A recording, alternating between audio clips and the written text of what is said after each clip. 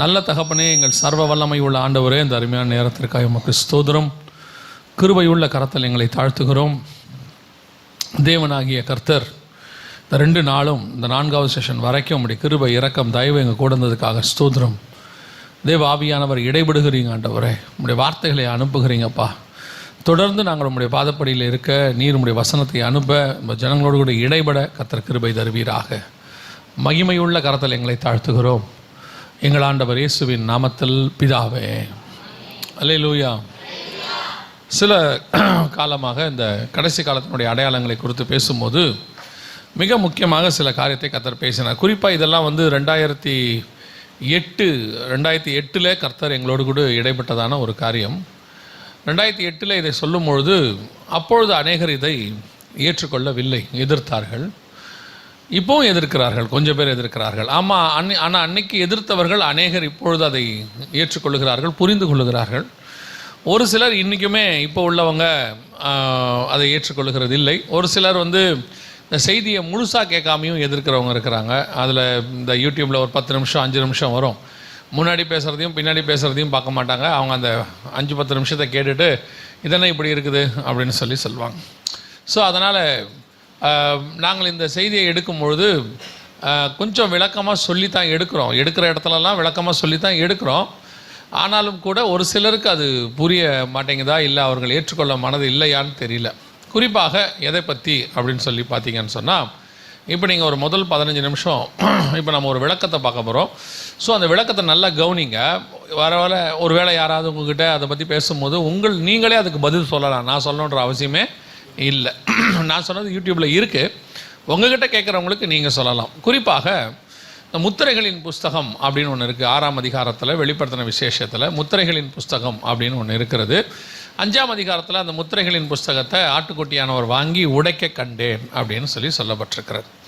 So இந்த முத்திரைகளின் புஸ்தகத்தை பற்றி கொஞ்சம் ஒரு கான்ட்ரவர்சியான கருத்துக்கள் கொஞ்சம் பேர்கிட்ட இருக்குது. எதை பற்றி இருக்கிறது அப்படின்னு சொன்னால், இந்த விளக்கத்தை நாங்கள் கொடுக்குறோம், ஆனாலும் அவர்கள் அந்த விளக்கத்தை அவர்கள் ஒரு சிலர் ஏற்றுக்கொள்கிறதில்லை. என்ன அப்படின்னு சொல்லி இப்போ பார்க்கலாம். அவங்க என்ன சொல்கிறாங்கன்றதை நான் உங்களுக்கு சொல்லிடுறேன். முதலாவதாக, முத்திரைகள் அப்படிங்கிறது வருகைக்கு பின்னால் உடைக்கப்படுவது. சபை எடுத்துக்கொள்ளப்பட்ட பின்னால் தான் என்ன நடக்கும்? முத்திரைகள் உடைக்கப்படும்.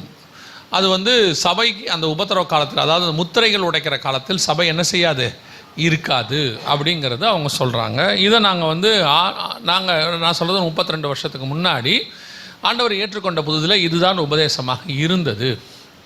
ஆனால் அதுக்கப்புறம் வேதத்தை தியானிக்க நிறைய காரியங்களை கர்த்தர் வெளிப்படுத்தும் போது, அல்லது அது வசனத்தோடு கூட பார்க்கும்போது அநேக காரியங்கள் என்ன எப்படி இருக்குதுன்னு பார்த்தா அதற்கு கொஞ்சம் மாறி இருக்கிறது. சில காரியங்களை அந்தந்த காலகட்டத்தில் தான் கர்த்தர் வெளிப்படுத்துவார். உதாரணமாக, இயேசு வெளிப்படுவதற்கு முன்பதாக அந்த இஸ்ரவேலில் இருக்கக்கூடியவங்கெல்லாம் போய் யோவான் ஸ்நானகனை தான் கேட்குறாங்க, நீர் தான் மேசியாவா, எங்களுக்கு சொல்லும் அப்படின்னு சொல்லி கேட்குறாங்க. அப்போ அவன் சொல்கிறான், நான் இல்லை, எனக்கு பின்னாடி ஒருத்தர் வருகிறார். ஏன் அப்படி கேட்டாங்க அப்படின்னு பார்த்தா, அவங்களுக்கு ஒரு எண்ணம், இவ்வளோ பேர் வராங்க, இவ்வளோ பேர் ஞானஸ்நானம் எடுக்கிறாங்க, இந்த காரியங்கள்லாம் நடக்கும் பொழுது அவர் கண்டிப்பாக யாராக தான் இருக்கணும், மேசியாவாக தான் இருக்கணும் அப்படின்னு சொல்லி அவங்களுக்கு ஒரு எண்ணம். அது அந்த இடத்துல யோவான் இல்லைங்கிறார். சரி, அடுத்து இயேசு வராரு. இயேசுகிட்டையும் போய் அதே கேள்வி தான் கேட்குறாங்க, நீங்கள் மேசியாவா அப்படின்னு கேட்குறாங்க.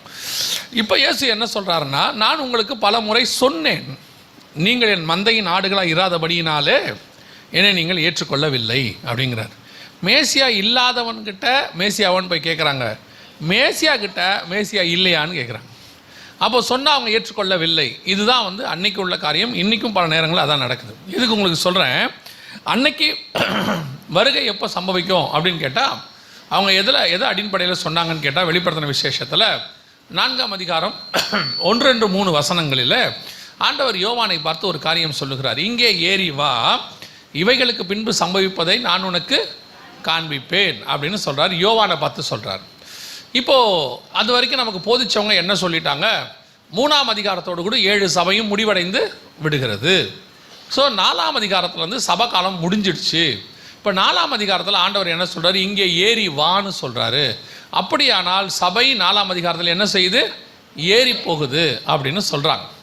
ஆனால் சபை 4ஆம் அதிகாரத்தில் ஏறி போகிறதுங்கிறதுக்கான எந்த விதமான வசனமும் அங்கே இல்லை. ஆண்டவர் யாரை தான் சொல்கிறாரு, யோவானை தான் சொல்றாரு. யோவான் சபை என்பதற்கு ஒரு இடத்திலும் என்ன கிடையாது, ஆதாரம் பைபிளில் வசனம் சொல்லப்படவே இல்லை. இன்னும் சொல்ல போனால் சிலுவையில் தொங்கிட்டு இருக்கும் போது கூட ஸ்திரீயை பார்த்து ஆண்டவர் சொன்னார், ஸ்திரீயை பார்த்து இதோ உன் மகன்னு சொன்னார். அவன் மகனை பார்த்து சொன்னார் இதோ உன் தாயின்னு தான் சொன்னாரே ஒழிய அதுக்கு வேற அர்த்தங்கள் இருக்கு. யோவானை சபைக்கு உருவகமாக ஒரு இடத்திலும் ஆண்டவர் சொல்லவே இல்லை. இன்னும் நீங்கள் பார்த்துக்கிட்டே வந்தீங்கன்னா 22ஆம் அதிகாரத்தில் வெளிப்படுத்தின விசேஷத்தில் ஆண்டவர் சொல்லும் போது ஒரு வார்த்தையை சொல்றாரு. ஆவியும் மனவாட்டியும் 17வது வசனம் என்ன சொல்லுது பாருங்க. ம்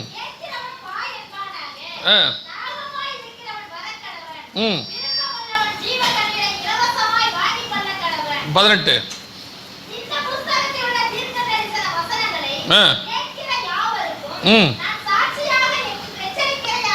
அப்ப நானுங்கிறது யார சொல்றாரு? யோவான சொல்றாரு. அந்த இடத்துல அதுக்கு முந்தின வசனத்துல ஆவியும் மனவாட்டியும் வா என்பார்களாக, அது சபையை தனியா சொல்றாரு. இங்க யோவான் நான் தனியா தன்னை சொல்றாரு. கீழேயும் நீங்க வந்து வாசிச்சு பாருங்க 20ஆம் வசனத்துல, இவைகளை சாட்சியாய் அறிவிக்கிறவர் மெய்யாகவே நான் சீக்கிரமாய், இது யோவான் தனியா சொல்றாரு. ஆமேன் கர்த்தராகிய இயேசுவே. அப்படி இருக்கும் பொழுது யோவான் சபைக்கு அடையாளமாய் ஒரு இடத்திலும் என்ன செய்யப்படவில்லை, கொடுக்கப்படவே இல்லை. இவங்க இங்கே ஏறிவான் ஆண்டவர் யோவானை பார்த்து சொல்றாரு. யோவான் பரலோக தரிசனங்களை பார்க்கிறார், எல்லாத்தையும் செய்கிறார். சரி, ரெண்டாவது இவர்கள் சபை பரலோகத்துக்கு அந்த 6ஆம் அதிகாரத்துக்கு முன்னாடி போயிடுது அப்படிங்கிறதுக்கு அவர்கள் சொல்லக்கூடிய இன்னொரு மிக முக்கியமான காரியம் என்ன அப்படின்னு கேட்டீங்கன்னு சொன்னால், 7ஆம் அதிகாரத்தில் அவர் ஒரு காரியத்தை சொல்றார்.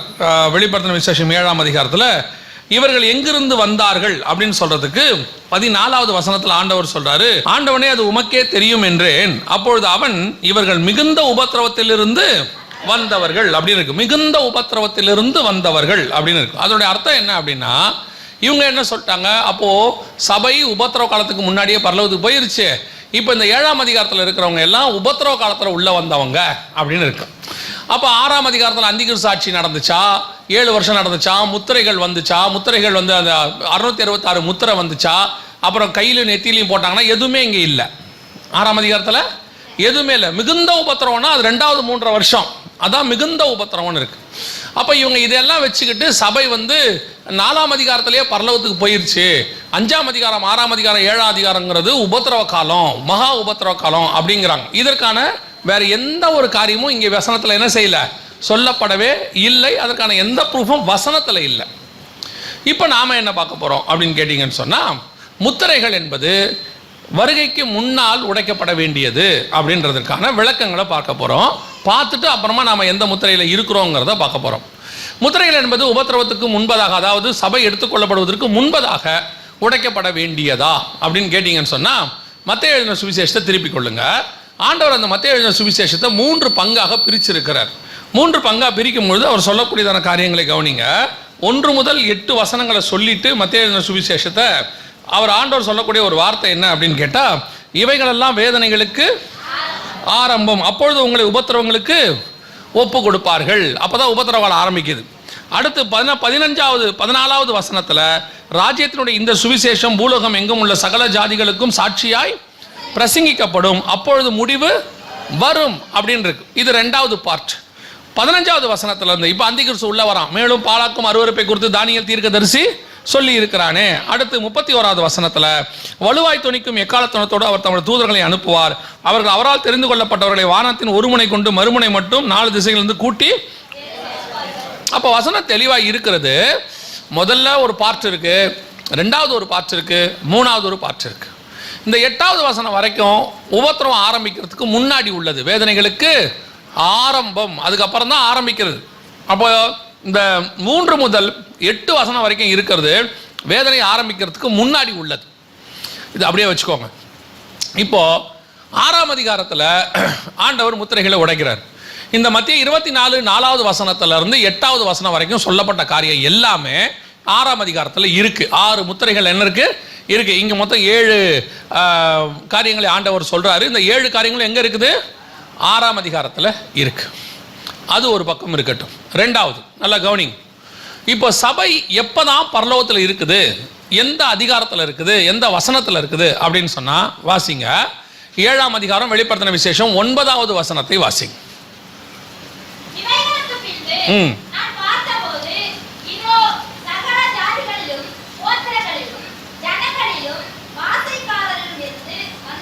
வந்ததும் ஒருவரும் எண்ணக்கூடாததுமாகிய திரளான கூட்டமாகிய ஜனங்கள்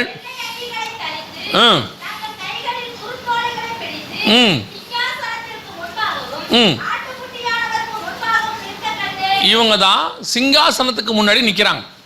சிங்காசனத்துக்கு முன்னாடி நிற்கிறவங்க யாருன்னு கேட்டிங்கன்னா, மகா பரிசுத்த ஸ்தலத்தில் கிருபாசனத்துக்கிட்ட நெருங்கி சேர்றவங்க தான் கிட்ட போய் நிற்க முடியும். பவுல் யாரை பற்றி அப்படி எழுதுறாரு? நம்மளை பற்றி எழுதுறாரு. நாம் கிருபாசனத்தில் கிட்டி நெருங்கி சேருகிறோம் அப்படின்னு சொல்றாரு. தைரியமாய் போகிறோம் அப்படின்னு அவர் சொல்றாரு. அப்போ இந்த சிங்காசனத்தில் நிற்கிற கூட்டம் தான் சபை.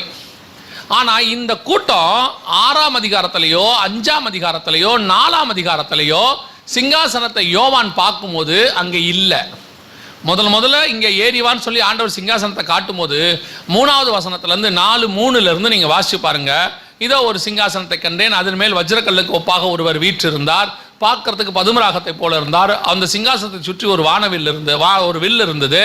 அதுக்கப்புறம் 4 ஜீவன்கள் இருந்தது, 7 ஆவிகள் இருந்தது, 24 மூப்பர்கள் இருந்தார்கள், கண்ணாடி கடல் இருந்தது. எல்லாம் இருக்கு 4ஆம் அதிகாரத்தில்.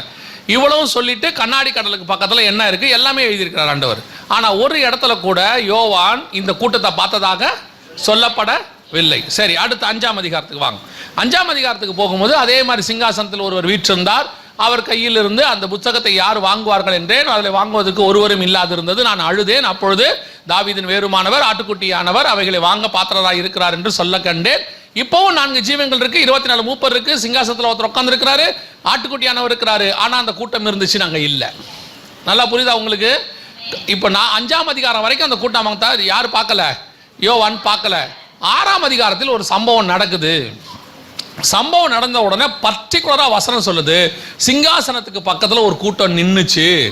7ஆம் அதிகாரத்தில் அவங்க யாருன்னு கேட்ட, இவங்க மிகுந்த உபத்திரத்திலிருந்து வந்தவங்க, இவங்க சகல கோத்திரம் ஜாதி பாஷைக்காரர் எல்லா இடத்துல இருந்து சேர்த்து கொள்ளப்பட்டவங்க. அப்படின்னா இஸ்ரவேல் ஜனங்கள் இல்லை. அவங்க இஸ்ரவேல் ஜனங்களா இருந்தால் அந்த 7ஆம் அதிகாரம் 1 முதல் 8 வசனத்திலேயே இஸ்ரவேலுடைய 12 கோத்திரம் பூமியில் எங்க இருக்குதுன்னு ஆண்டவர் சொல்லிட்டார். அப்போ 9ஆம் வசனத்திலிருந்து இது யாருன்னே தெரியலங்கிறான் தீர்க்கதரிசிக்க தெரியல அப்படின்னு இருக்குது. அப்பதான் அந்த தூதன் அவனுக்கு எக்ஸ்பிளைன் பண்றான். அப்ப இந்த மிகுந்த உபத்திரவம் இருக்குது. அது என்ன உபத்திரவம்னா, சபைக்கு ஒரு உபத்திரவம் இருக்குது இல்ல. சிமன்ராஜ் சபைக்கு ஆண்டவர் எழுதும்போது என்ன எழுதுறாரு? உன்னை உபத்திரவத்திற்கு ஒப்பு கொடுப்பார்கள், 10 நாள் காவலில் போடுவார்கள். சபைக்கு எந்த காலத்தில் உபத்திரவம் இல்லாம இருந்துச்சு? இயேசு மரித்ததிலிருந்து சபைக்கு உபத்திரவம் ஆரம்பிச்சிருச்சு. அவர் உயிர்த்தெழுந்த பிறகு அப்போஸ்தலர்களை அடிச்சாங்க, உதைச்சாங்க, ஜெயிலில் போட்டாங்க, பவுலை சிறைச்சேதம் பண்ணாங்க. அப்புறம் யோவான பத்ம தீவில் கொண்டு போய் போட்டாங்க, யாக்கோபை பட்டயத்தில் கொலை செஞ்சு போட்டாங்க, இங்கே தோமாவை கொலை செஞ்சு போட்டாங்க. உபத்திரம் அப்போ ஆரம்பிச்சு இப்போ வரைக்கும் சபைக்கு என்ன இருக்குது? மணிப்பூரில் இப்போ வரைக்கும் அடிச்சுக்கிட்டு தான் இருக்கிறாங்க சர்ச்சஸை. அப்படியானால் இந்த உபத்திரவத்திலிருந்து வந்த ஜனங்கள் அவர்கள். புரியுதா?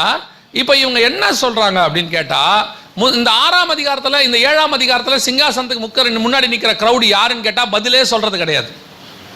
ஒரு பெரிய சிபிஎம்ல இருந்து ஒரு சீனியர் பாஸ்டர் ஃபோன் பண்ணி அவர் இந்த காரியங்கள்லாம் கேட்டுட்டு, அப்போ நான் கேட்டேன், ஐயா இதுக்கு மட்டும் சொல்லிடுங்க, அப்போ உங்களுக்கு விளக்கம் கிடைச்சிரும். இந்த சிங்காசனத்துக்கு முக்கிற 7ஆம் அதிகாரத்தில் நிற்கிறவங்க யாருன்னு நான் படிச்சுட்டு திருப்பி கூப்பிட்றேன்னாரு. 3 வருஷம் ஆச்சு, இன்னும் கூப்பிடல, இன்ன வரைக்கும் கூப்பிடல. நான் குற்றமாக சொல்லவே இல்லை. நாம் சில காரியங்களை யாரோ சொன்னாங்கன்னு ஃபாலோ பண்ணிக்கிட்டு வந்திருப்போம். அந்த நேரம் வரும்போது கர்த்தர் அந்த காரியங்களை யாரோ ஒருத்தரை வச்சு வெளிப்படுத்துவார். அப்படி வெளிப்படுத்தும் போது அதை ஏற்றுக்கொண்டாதான் நமக்கு நல்லது. பாருங்க, இல்லை இன்னைக்கு அவங்க எதிர்க்கிறதுனால ஒரு பிரயோஜனமும் இல்லை. நான் ஆண்டவர் அவர் காரியத்தை செஞ்சுட்டு தான் போக போறாரு. ஆனால் என்னன்னா, அநேகரை வஞ்சிக்கிறார்கள். இல்லை இது கிடையாது, இதெல்லாம் நடக்கலைன்னு. இந்த 7ஆம் அதிகாரத்தில் வருகிறவங்க யாரு? அப்ப இவங்க எல்லாம் ஒருவேளை இல்ல இது அந்திகிறிஸ்து ஆட்சியில வந்துச்சு, அந்திகிறிஸ்துவோட காலத்துல உபத்திரவத்தில் மரிச்சவங்க அப்படின்னா வாசிங்க 15ஆம் அதிகாரம் 2ஆம் வசனம் வாசிங்க. வெளிப்படுத்தல் 15:2 வாசிங்க.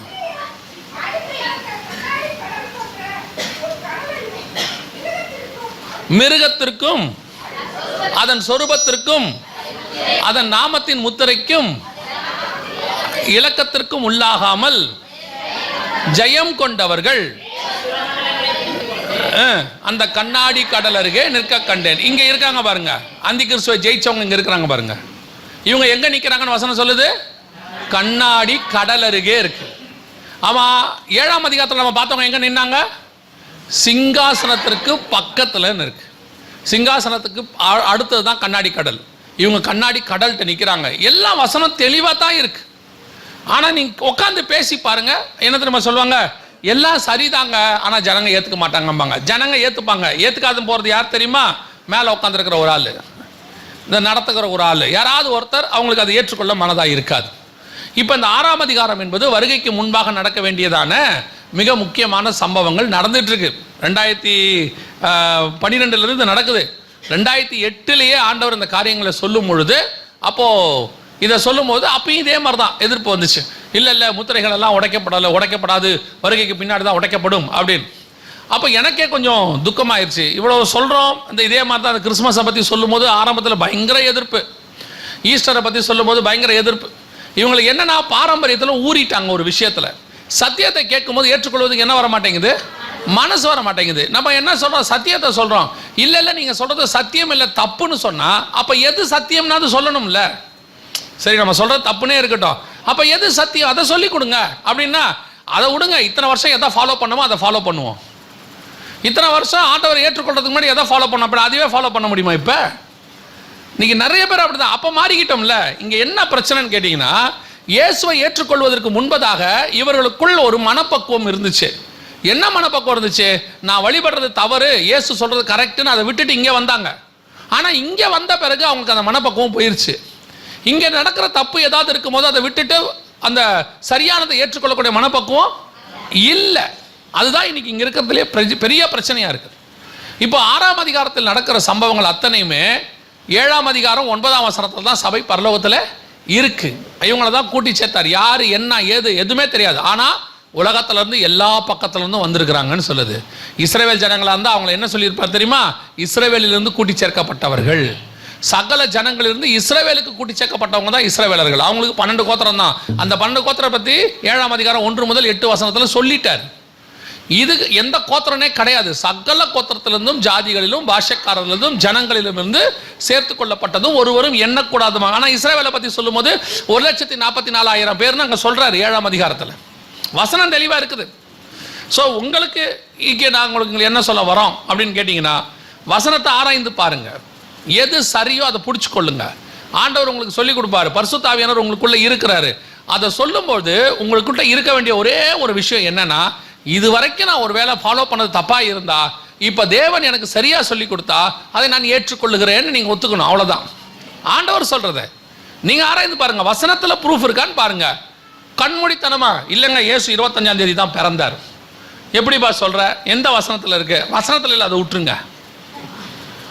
அன்றைக்கி ஒருத்தர் டிவியில் உட்காந்து சொல்கிறார், நான் பரலோகத்துக்கு போனேன், போகும்போது அந்த இடத்துல இயேசு வந்து குளத்தில் தண்ணி அடித்து விளையாடிட்டு இருந்தார். எல்லாரும் மேலேயும் அவங்களும் இயேசு மேலே தண்ணி அடித்து விளையாடிட்டு இருந்தாங்க. என்னை கூப்பிட்டு இயேசு சொன்னார், வா நீயும் விளையாடுன்னு சொன்னார். அப்போ நான் சொல்கிறேன், ஏன்பா பரலோகத்தில் இயேசு தண்ணி அடிச்சாப்பா விளையாடுவார்? 5ஆம் அதிகாரம் சொல்லுது, இயேசு கிறிஸ்து உள்ள நுழையும் போது 24 மூப்பர்களும் முகம் குப்புற விழுந்து, என்ன மரியாதை அவருக்கு, அவர் எப்படி ஒரு ஜைஜாண்டிக்காக உள்ளே வராரு, அவர் தண்ணி அடித்து விளையாடுறாரா? என்னப்பா எந்த வசனத்தில் இது ஒத்து போகுது அப்படின்னா, அந்த உட்காந்துருக்கிற பையன் சொல்கிறான், அண்ணே நீங்கள் வசனம் பேசாதீங்க, அவர் சொல்கிறத கேளுங்க, அவர் பொய்யா சொல்லுவாருங்கிறான். அப்படியே சொல்கிறான் அந்த பையன். பின்னா அவர்கிட்ட பொய் சொல்லுவாரான்னு. அவர் பொய் சொல்லப்பா, பாவம் பண்ணுறாருன்னு. அநேகரை என்ன பண்ணுறாரு? வஞ்சிக்கிறாவி. சொல்கிறது வசனத்தில் இருக்குதா, ஏற்றுக்கொள்ளுங்க, தப்பே கிடையாது. அதுவும் ஆராய்ந்து பாருங்க, 2 வசனத்தில் உறுதிப்படுத்தப்படுதா, உங்கள் ஊழியக்காரரை கேளுங்க இது சரியாக இருக்குதான்னு. இன்னைக்கு ஒரு பெரிய கூட்டம் வசனத்தில் சொல்கிறதே ஏற்றுக்கல. பாரம்பரியமா எங்கப்பா இயேசுக்கு பர்த்டே 25ஆம் தேதி இருக்கு, நோவாவுடைய ஜலப்பிரளயம் டேட்டு கூட இருக்குது பைபிளில். அப்படிதானே இருக்குது. நோவாவுக்கு 600ஆம் வயதாகும் வருஷம் 2ஆம் மாதம் 17ஆம் தேதி ஆகிய அந்நாளிலே அப்படின்னு இருக்கு. எசேக்கியேல் தீர்க்க தரிசனம் உரைக்கிற டேட் இருக்கு, 6ஆம் மாதம் 5ஆம் தேதி இந்த தீர்க்க தரிசனம் உரைக்கப்பட்டதுன்னு இருக்கு.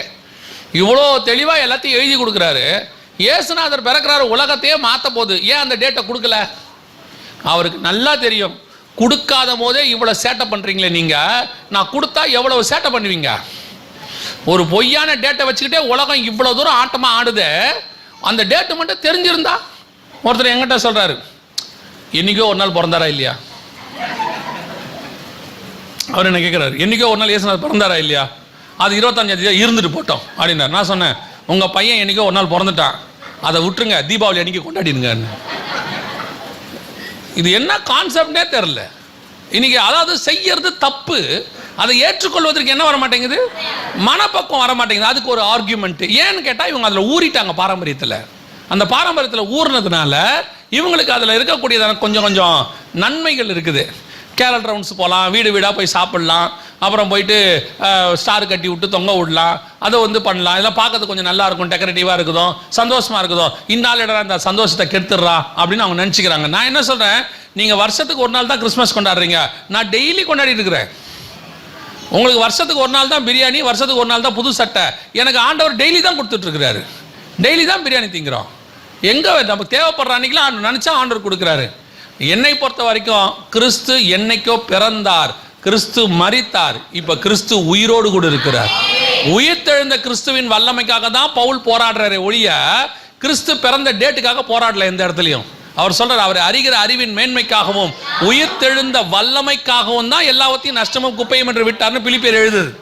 அதனால உங்களுக்கு விசுவாசிகளுக்கு சொல்றேன், சத்தியத்தை பிடிச்சிக்கொள்ளுங்க, உண்மையை பிடிச்சிக்கொள்ளுங்க. ஆண்டவருக்கு சத்தியம்னு ஒன்று இருக்குது, உண்மைன்னு ஒன்று இருக்குது. இன்னைக்கு சத்தியன்ற பேர்ல பொய் இருக்குது. இப்போ நீங்கள் அந்த பொய்யா நிறைய பேர் சொல்லும் போது பாரம்பரியமாக பிடிச்சிட்டு இருக்கிறீங்க. சத்தியத்தை பிடிச்சிக்கொள்ளுங்க, ஒரு தப்பும் கிடையாது. நீங்கள் சத்தியத்தை ஃபாலோ பண்ணுறதுனால கர்த்தர் ஒரு நாள் உங்களை திட்ட போகிறதே கிடையாது. ஆனால் ஏன் தெரியப்படுத்துகிறாரு, நீங்கள் ஏற்றுக்கொள்வீங்கன்றதுனால தெரியப்படுத்துகிறார். அல்லேலூயா. இப்போ நம்ம முத்திரைகளின் புஸ்தகத்துக்கு போக போகிறோம். இந்த முத்திரைகளின் புஸ்தகம்னா என்ன அப்படின்னா, வாசிங்க தானியேல் புஸ்தகம் 12ஆம் அதிகாரம் 4வது வசனத்தை வாசிங்க. தானியேல் 12:4 வாசிங்க. தானியேலாகிய நீயோவென்றால் முடிவு காலம் மட்டும் இந்த வார்த்தைகளை புதைபொருளாக வைத்து வைத்து இந்த புஸ்தகத்தை முத்திரை போடு. அப்பொழுது அநேகர் இங்கும் அங்கும் ஓடி ஆராய்வார்கள், அறிவும் பெருகி போகும் என்றான். இப்போ ஆண்டவர் தானியேலை பார்த்து என்னத்தை சொல்றாரு, ஒரு புஸ்தகத்தை என்ன பண்ணு, முத்திரை போடு அப்படிங்கிறார். புஸ்தகத்தை முத்திரை போடு. ஆண்டவர் 11 அதிகாரம் தானியேலுக்கு வெளிப்படுத்துகிறார். வெளிப்படுத்தி விட்டு அந்த புஸ்தகத்தை சீல் பண்ணிடுன்றார். எதுக்கு? இது முடிவு காலத்துக்கு உரியது, கடைசி காலத்துக்கு உரியது. அப்போ இந்த புத்தகம் எது வரைக்கும் சீல் பண்ணப்பட்டிருக்கோம், கடைசி காலம் வரைக்கும் அது சீல் ஆகி, அதாவது முத்திரை போடப்பட்டிருக்கும்.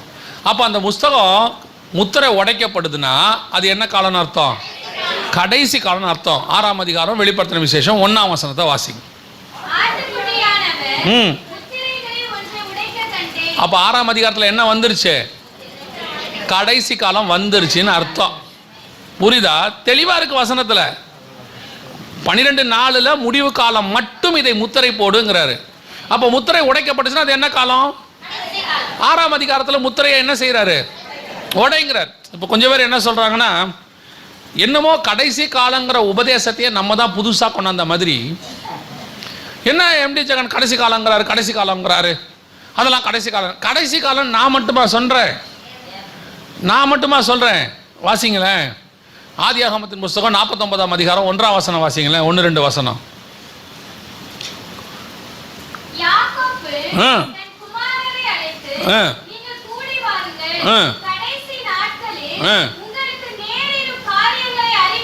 அப்ப கடைசி நாளை பத்தி யார் பேசியிருக்கிறது, யாக்கோபு பேசியிருக்கிறாரு. யாக்கோபு அந்தி கிறிஸ்து வர்றதை பத்தி பேசுவார். அன்னைக்கு ஒருத்தர் சொல்றாரு, ஜெகன் என்ன புதுசா அந்தி கிறிஸ்துன்னு ஒரு ஆளை சொல்றாரு. புதுசாவா நான் சொன்னேன், என்னமோ என் சொந்தக்காரனை ஒருத்தர் கொண்டு வந்து இன்ட்ரோடியூஸ் பண்ண மாதிரி இருக்குது.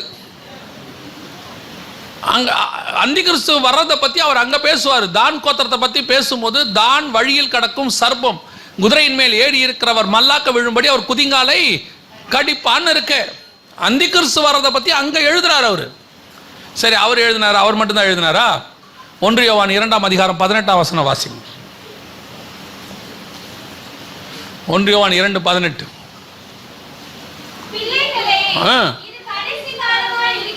எத்தனாயிரம் வருஷத்துக்கு முன்னாடி? பிள்ளைகளே இது கடைசி காலமாக இருக்கிறதுன்னு எத்தனாயிரம் வருஷத்துக்கு முன்னாடி? 2000 வருஷத்துக்கு முன்னாடி யோவான் எழுதுறாரு, பிள்ளைகளே இது அப்படின்னா என்ன அர்த்தம்? பரிசுத்த ஆவியானவர் எப்போ ஊற்றப்பட்டாரோ அப்பவே கடைசி காலம் ஆரம்பிச்சிருச்சு. மாம்சமான யாவர் மேலே என் ஆவியை ஊட்டுவேன் கடைசி நாட்களில் யோவேல்ல சொன்ன தீர்க்க தரிசனம் அப்போஸ்தலர் படிக்கிற 2ஆம் அதிகாரத்தில் நிறைவேறுது. கடைசி காலம் அங்கேயே ஆரம்பிச்சிருச்சு. என்னமோ கடைசி காலத்தை நம்ம தான் சொல்ற மாதிரி சொல்றான். இப்போ பாருங்க, இன்னொரு வசனம் வாசிங்க. 2 தெசலோனிக்கேயர் 2ஆம் அதிகாரம் 7ஆம் வசனம் வாசிங்க. 2 தெசலோனிக்கேயர் 2ஆம் அதிகாரம் 7ஆம் வசனம்.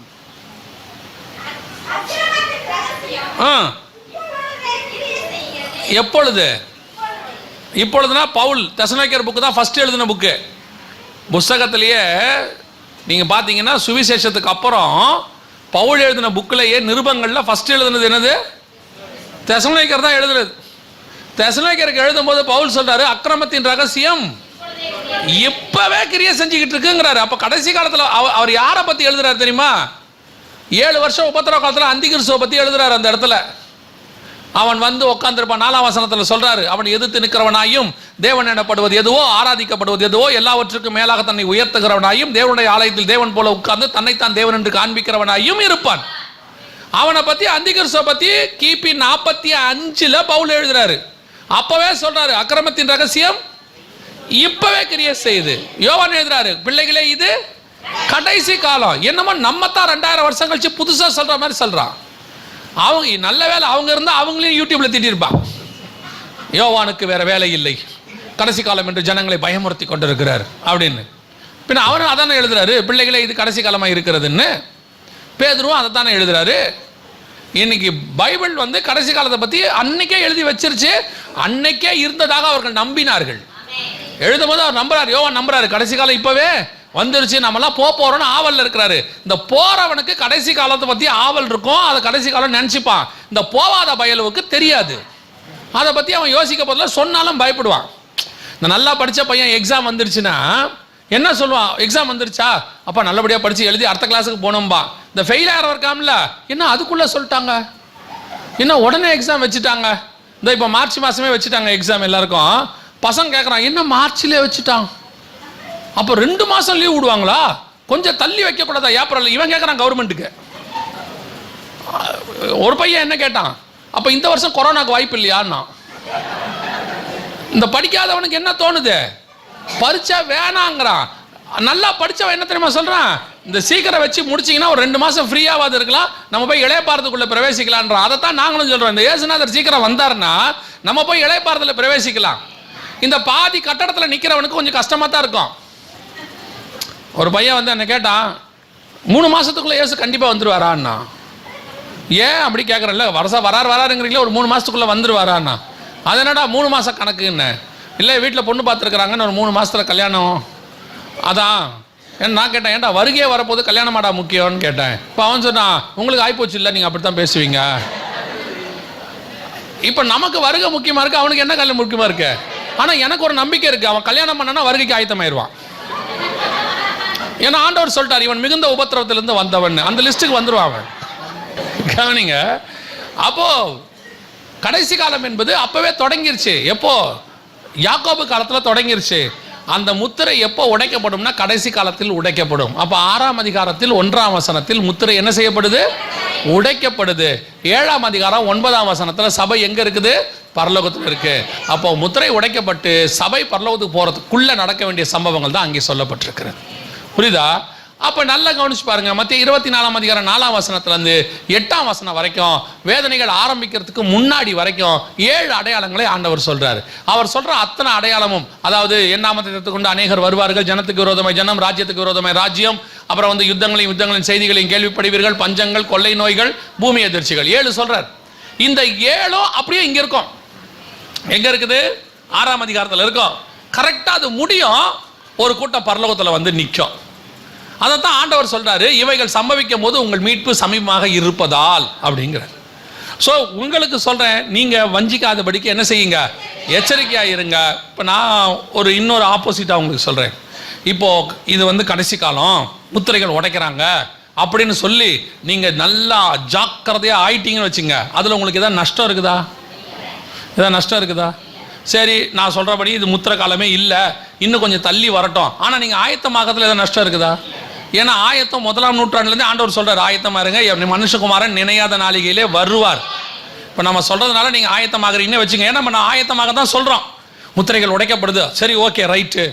முத்திரைகள் உடைக்கப்படுது, ஆயத்தமாகும். நீங்கள் ஆயத்தமாக தொடங்கிட்டீங்க, அதில் என்ன நஷ்டம்னு கேட்குறேன்.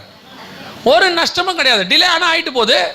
அவர் வந்தால் வந்துட்டு போகிறோம், ஆயத்தமான போக போகிறோம். சரி, இப்படி வச்சுக்கோங்க, முத்திரைகள் காலம் இன்னும் இருக்குது, டோன்ட் வரி, இன்னும் வந்து காலம் செல்லும் அப்படின்னு சொல்லும் போது நீங்கள் ஆயத்தமாகாமல் இருந்தால் ஆண்டவர் வந்தால் நஷ்டமா இல்லையா?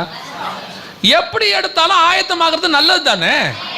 இன்னைக்கு ஒரு கூட்டத்தை நிர்விசானப்படுத்துறதுக்குனே ஒரு குரூப் உட்காந்துருக்கு. ஜனங்களை லகுவா வச்சுக்கணும்னு நினைக்கிறாங்க, சந்தோஷமா வச்சுக்கணும். நாங்க என்ன சொல்றோம், உங்களை சந்தோஷமா வச்சுக்க நினைக்கிறோம், இங்க இல்ல பரலோகத்துல. ஏன்னா இங்க இருக்கிற நீங்க நினைக்கிற அத்தனை சந்தோஷமும் ஒரு நாள் ஒளிந்து போகும், கண்டிப்பாக ஒளிந்து போகும். ஒளியாத நித்திய சந்தோஷம் ஒன்று இருக்கு, அதுக்கு ஆயத்தப்படுங்கன்றோம், அவ்வளவுதான். இன்னைக்கு உலகம் வந்து இந்த தற்காலிக சந்தோஷத்துக்கு ரொம்ப இம்பார்ட்டன்ஸ் கொடுத்துக்கிட்டே இருக்குது. இப்போ நாம முத்திரைகளை பார்க்க போகிறோம். இந்த முதலாவது முத்திரை 2012 உடைக்கப்பட்டுருச்சு. அப்பவே அதுக்கான காரியங்கள்லாம் நடந்துருச்சு. முதல்ல இந்த 6ஆம் அதிகாரத்தில் 4 குதிரைகள் பற்றி இருக்குது. 6ஆம் அதிகாரம் 2ஆம் வசனத்தில் வெள்ளை குதிரை, 6ஆம் அதிகாரம் 4ஆம் வசனத்தில் சிவப்பு குதிரை, 6ஆம் அதிகாரம் 5ஆம் வசனத்தில் கருப்பு குதிரை, 6ஆம் அதிகாரம் 8ஆம் வசனத்தில் மங்கின நிறமுள்ள குதிரை. 4 குதிரை இருக்குது. இந்த 4 குதிரை எதை குறிக்கிறது அப்படின்னு கேட்டீங்கன்னு சொன்னா, வாசிங்க சகரியாவின் புஸ்தகம் 6ஆம் அதிகாரம் 4ஆம் வசனம் வாசிங்க. சகரியா 6:4.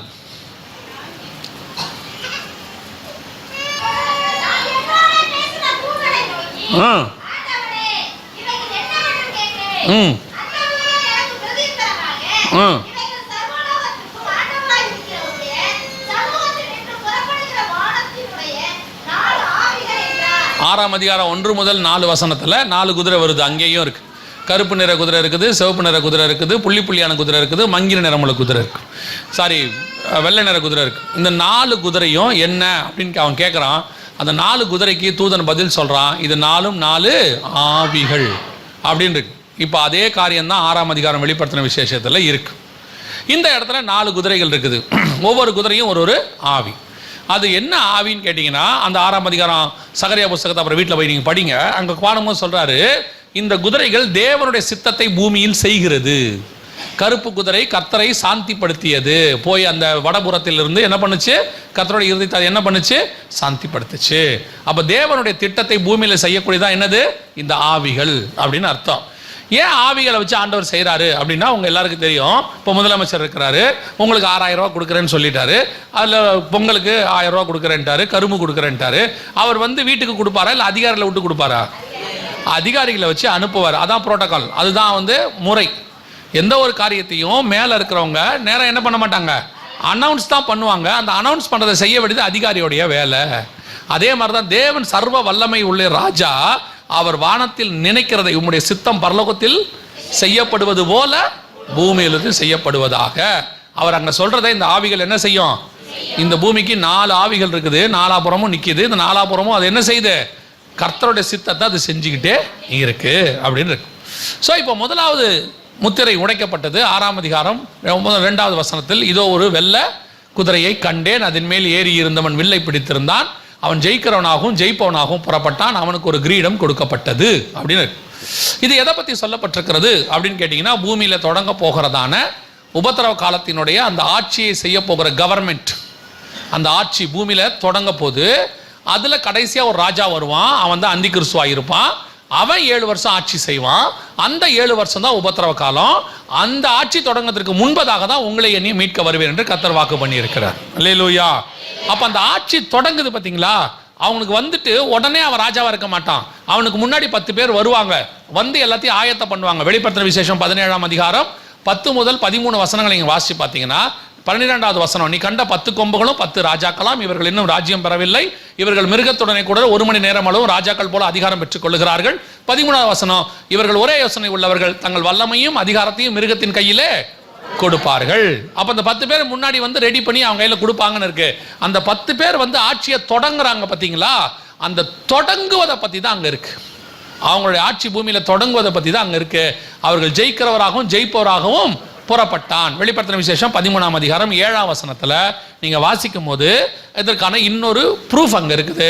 மேலும் பரிசுத்தவான்களோட யுத்தம் பண்ணி அவர்களை ஜெயிக்கும்படி அதற்கு அதிகாரம் கொடுக்கப்பட்டது அல்லாமல், ஒவ்வொரு கோத்திரத்தின் மேலும் பாஷைக்காரர் மேலும் ஜாதிகள் மேலும் அதற்கு அதிகாரம் கொடுக்கப்பட்டது அப்படின்னு இருக்கு 13:7. இதனுடைய தீர்க்க தரிசன நிறைவேறுதல் இது. அந்த தீர்க்க தரிசனமாக சொல்லப்பட்டது தான் 6ஆம் அதிகாரம் 2ஆம் வசனம். அந்தி கிறிஸ்துவின் ஆட்சி புறப்படுவதை பற்றி இருக்கு. அதுல குறிப்பாக அந்த குதிரை என்ன கலர்ல இருக்குது? 6ஆம் அதிகாரம் 2ஆம் வசனம் என்ன கலர்ல இருக்குது? வெள்ளை கலர்ல இருக்குது. வெள்ளை கலர் என்பது எதை குறிக்குது? ஆவிக்குரிய விதத்தில் பரிசுத்தத்தை குறிக்கும். உலக பிரகாரம் ஆட்சி தொடங்கும் போது எதை குறிக்கும்?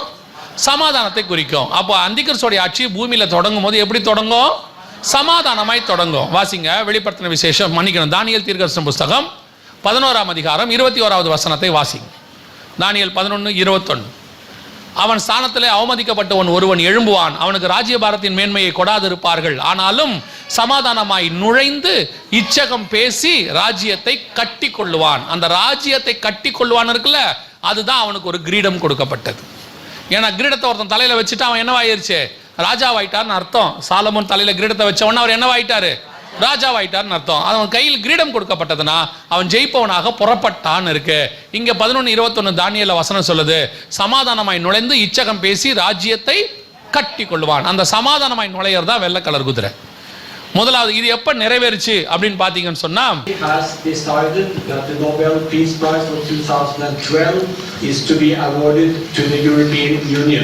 அவர் என்ன சொன்னார் தெரியுதா? 2012க்கான சமாதானத்துக்கான நோபல் பரிசு ஐரோப்பியன் யூனியனுக்கு வழங்கப்பட்டது அப்படின்னு சொல்றார். சமாதானத்துக்கான, உலகத்தில் சமாதானத்தை கொண்டு வந்ததுக்காக ஐரோப்பியன் யூனியனுக்கு அந்த என்ன கொடுக்குறாங்க? ஆமா, இந்த ஐரோப்பியன் யூனியன் யாருன்னு கேட்டீங்கன்னா கரெக்டா 10 நாடுகள் கூட்டமைப்பு. இந்த யூரோப்பியன் யூனியனுக்கு ஒரு தலைமை பீடம் இருக்கு. WEUன்னு சொல்லுவாங்க, வெஸ்டர்ன் யூரோப்பியன் யூனியன், மேற்கத்திய ஐரோப்பிய ஒன்றியம் அப்படின்னு அர்த்தம். இதில் எத்தனை நாடு இருக்குதுன்னா 10 நாடு இருக்குது. இந்த 10 நாடு எப்போ ஃபார்ம் ஆச்சுன்னா 1943 ஃபார்ம் ஆச்சு. அவங்க அதிகாரத்தை எப்போ பெற்றுக்கொண்டாங்கன்னா 2001. அப்படியே கொஞ்சம் கொஞ்சமாக வளர்ந்து 2012 அவங்களுடைய முழு ஆளுகை பூமிக்குள்ள செய்ய தொடங்கினாங்க. கரெக்டாக அவங்க ஆரம்பிச்சாங்க, அவங்களுக்கு சமாதானத்துக்கான நோபல் பரிசு கொடுக்கப்பட்டது. கரெக்டாக அவங்க ஆரம்பித்து 50 வருஷம் கழிச்சு இது நடந்துச்சு. அவங்களுக்கு இந்த சமாதானத்துக்கான நோபல் பரிசு கொடுத்தாச்சு. முதலாவது முத்திரை அப்பயே உடைக்கப்பட்டுருச்சு. இப்போ இந்த 10 பேர் அவங்க என்ன செய்கிறாங்கன்னா உலகத்தின் வல்லமை, அதிகாரம் எல்லாத்தையும் ரெடி பண்ணிக்கிட்டு இருக்கிறாங்க. இந்த 2014 நாங்கள் வந்தபோது சொல்லியிருப்போம், உங்களுக்கு ஞாபகம் இருக்கும். 2004 சொல்கிறோம், இந்த யூரோப்பியன் யூனியனுக்குன்னு தனி இராணுவமே கிடையாது. இவங்க அந்த இராணுவத்தை என்ன செய்வாங்க? உருவாக்குவாங்க. ஒரு காலம் வரும், ஏன்னா இராணுவத்தை உருவாக்கினாதான் வல்லரசாக மாறவே முடியும். இப்போ இந்த யுத்தம் தொடங்கின உடனே இவங்க இராணுவத்தை உருவாக்க தொடங்கிட்டாங்க. இப்போ இவங்க என்ன சொல்கிறாங்கன்னா, நமக்கு ஒரு இராணுவம் வேணும், நம்ம இராணுவத்தை ரெடி பண்ணி, ஏன்னா செங்கடலில் எல்லாரும் அடிக்கிறாங்க இல்லையா, ஸோ நம்ம இராணுவம் இருந்தால் யாரும் என்ன செய்ய மாட்டாங்க? அடிக்க மாட்டாங்கன்னு இவங்க இராணுவத்தை உருவாக்கியாச்சு. 2ஆம் உலக யுத்தம் முடியும் போது அமெரிக்க இராணுவம் தலையெடுத்துச்சு, வந்து அவங்க குண்டு போட்டு பெரிய நாடாக மாறினாங்க. இப்போது 3ஆம் உலக யுத்தம் இப்போ ஆரம்பிச்சிருக்குது இல்லையா, இது முடியும் போது இவங்க வல்லரசாக மாறுவாங்க. இவங்களுடைய இராணுவம் தான் உலகத்தில் இருக்கிற பெரிய இராணுவமாக இருக்கும். அப்பொழுது இதற்கு ஒரு தலைவர் வருவான், அந்த தலைவர் தான் அந்தி கிறிஸ்துவாக இருப்பான். அவனுக்கு முன்னாடி நடக்க வேண்டிய சம்பவங்கள் தான் இப்போ நடந்துக்கிட்டு இருக்கு. இதற்கான ஆயத்த பணி 2012 நடந்துருச்சு. இதை நாங்கள் 2012 சொல்லிக்கிட்டே வரோம். சரி, இப்போ நம்ம 2வது முத்திரைக்கு போவோம். ஏன்னா இது எல்லாத்தையும் எக்ஸ்பிளைன் பண்ணுறதுக்கு நமக்கு என்ன இல்லை, நேரம் இல்லை. இப்போ நம்ம 2வது முத்திரைக்கு போவோம். 6ஆம் அதிகாரம் 4ஆம் வசனம், வெளிப்படுத்தின விசேஷம் வாசிங்க.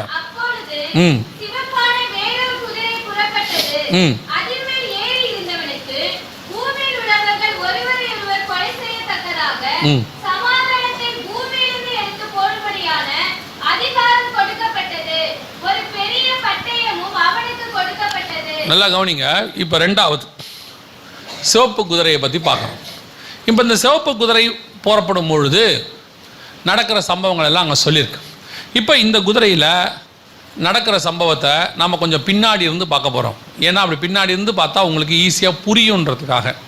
இப்போ இந்த வசனம் என்ன சொல்லுது? 6ஆம் அதிகாரம் 4ஆம் வசனத்தில் அவனுக்கு ஒரு பெரிய பட்டயமும் கொடுக்கப்பட்டது அப்படின்னு இருக்குது. பெரிய பட்டயமும் கொடுக்கப்பட்டது. இப்போது பெரிய பட்டயம் அப்படிங்கிறதுனா என்ன? முதல்ல பட்டயம்னா என்ன அப்படின்னு பார்த்தீங்கன்னா, பைபிளில் 3 விதமான பட்டயங்கள் இருக்குது.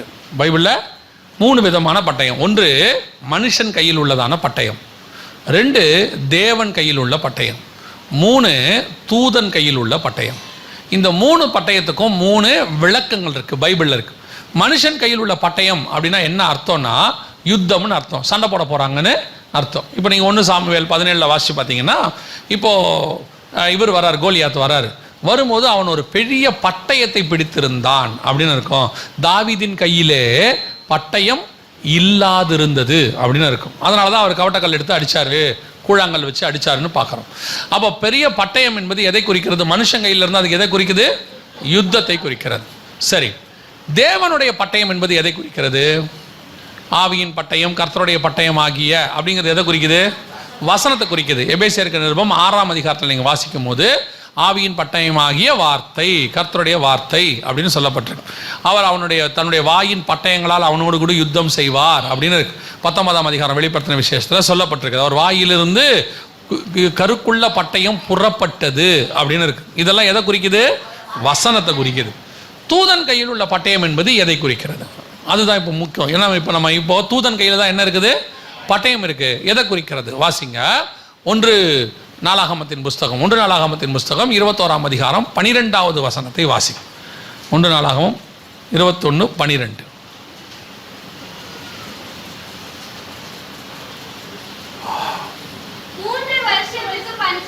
3 வருஷத்து பஞ்சமோ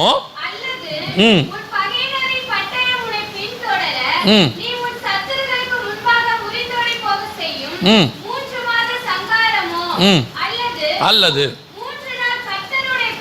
கர்த்தருடைய தூதன்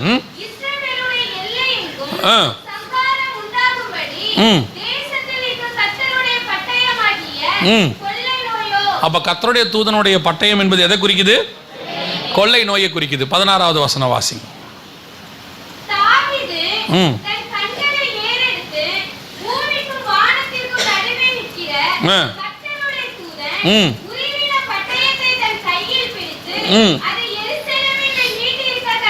அன்னைக்கு எருசலேமில் என்ன வந்துச்சு?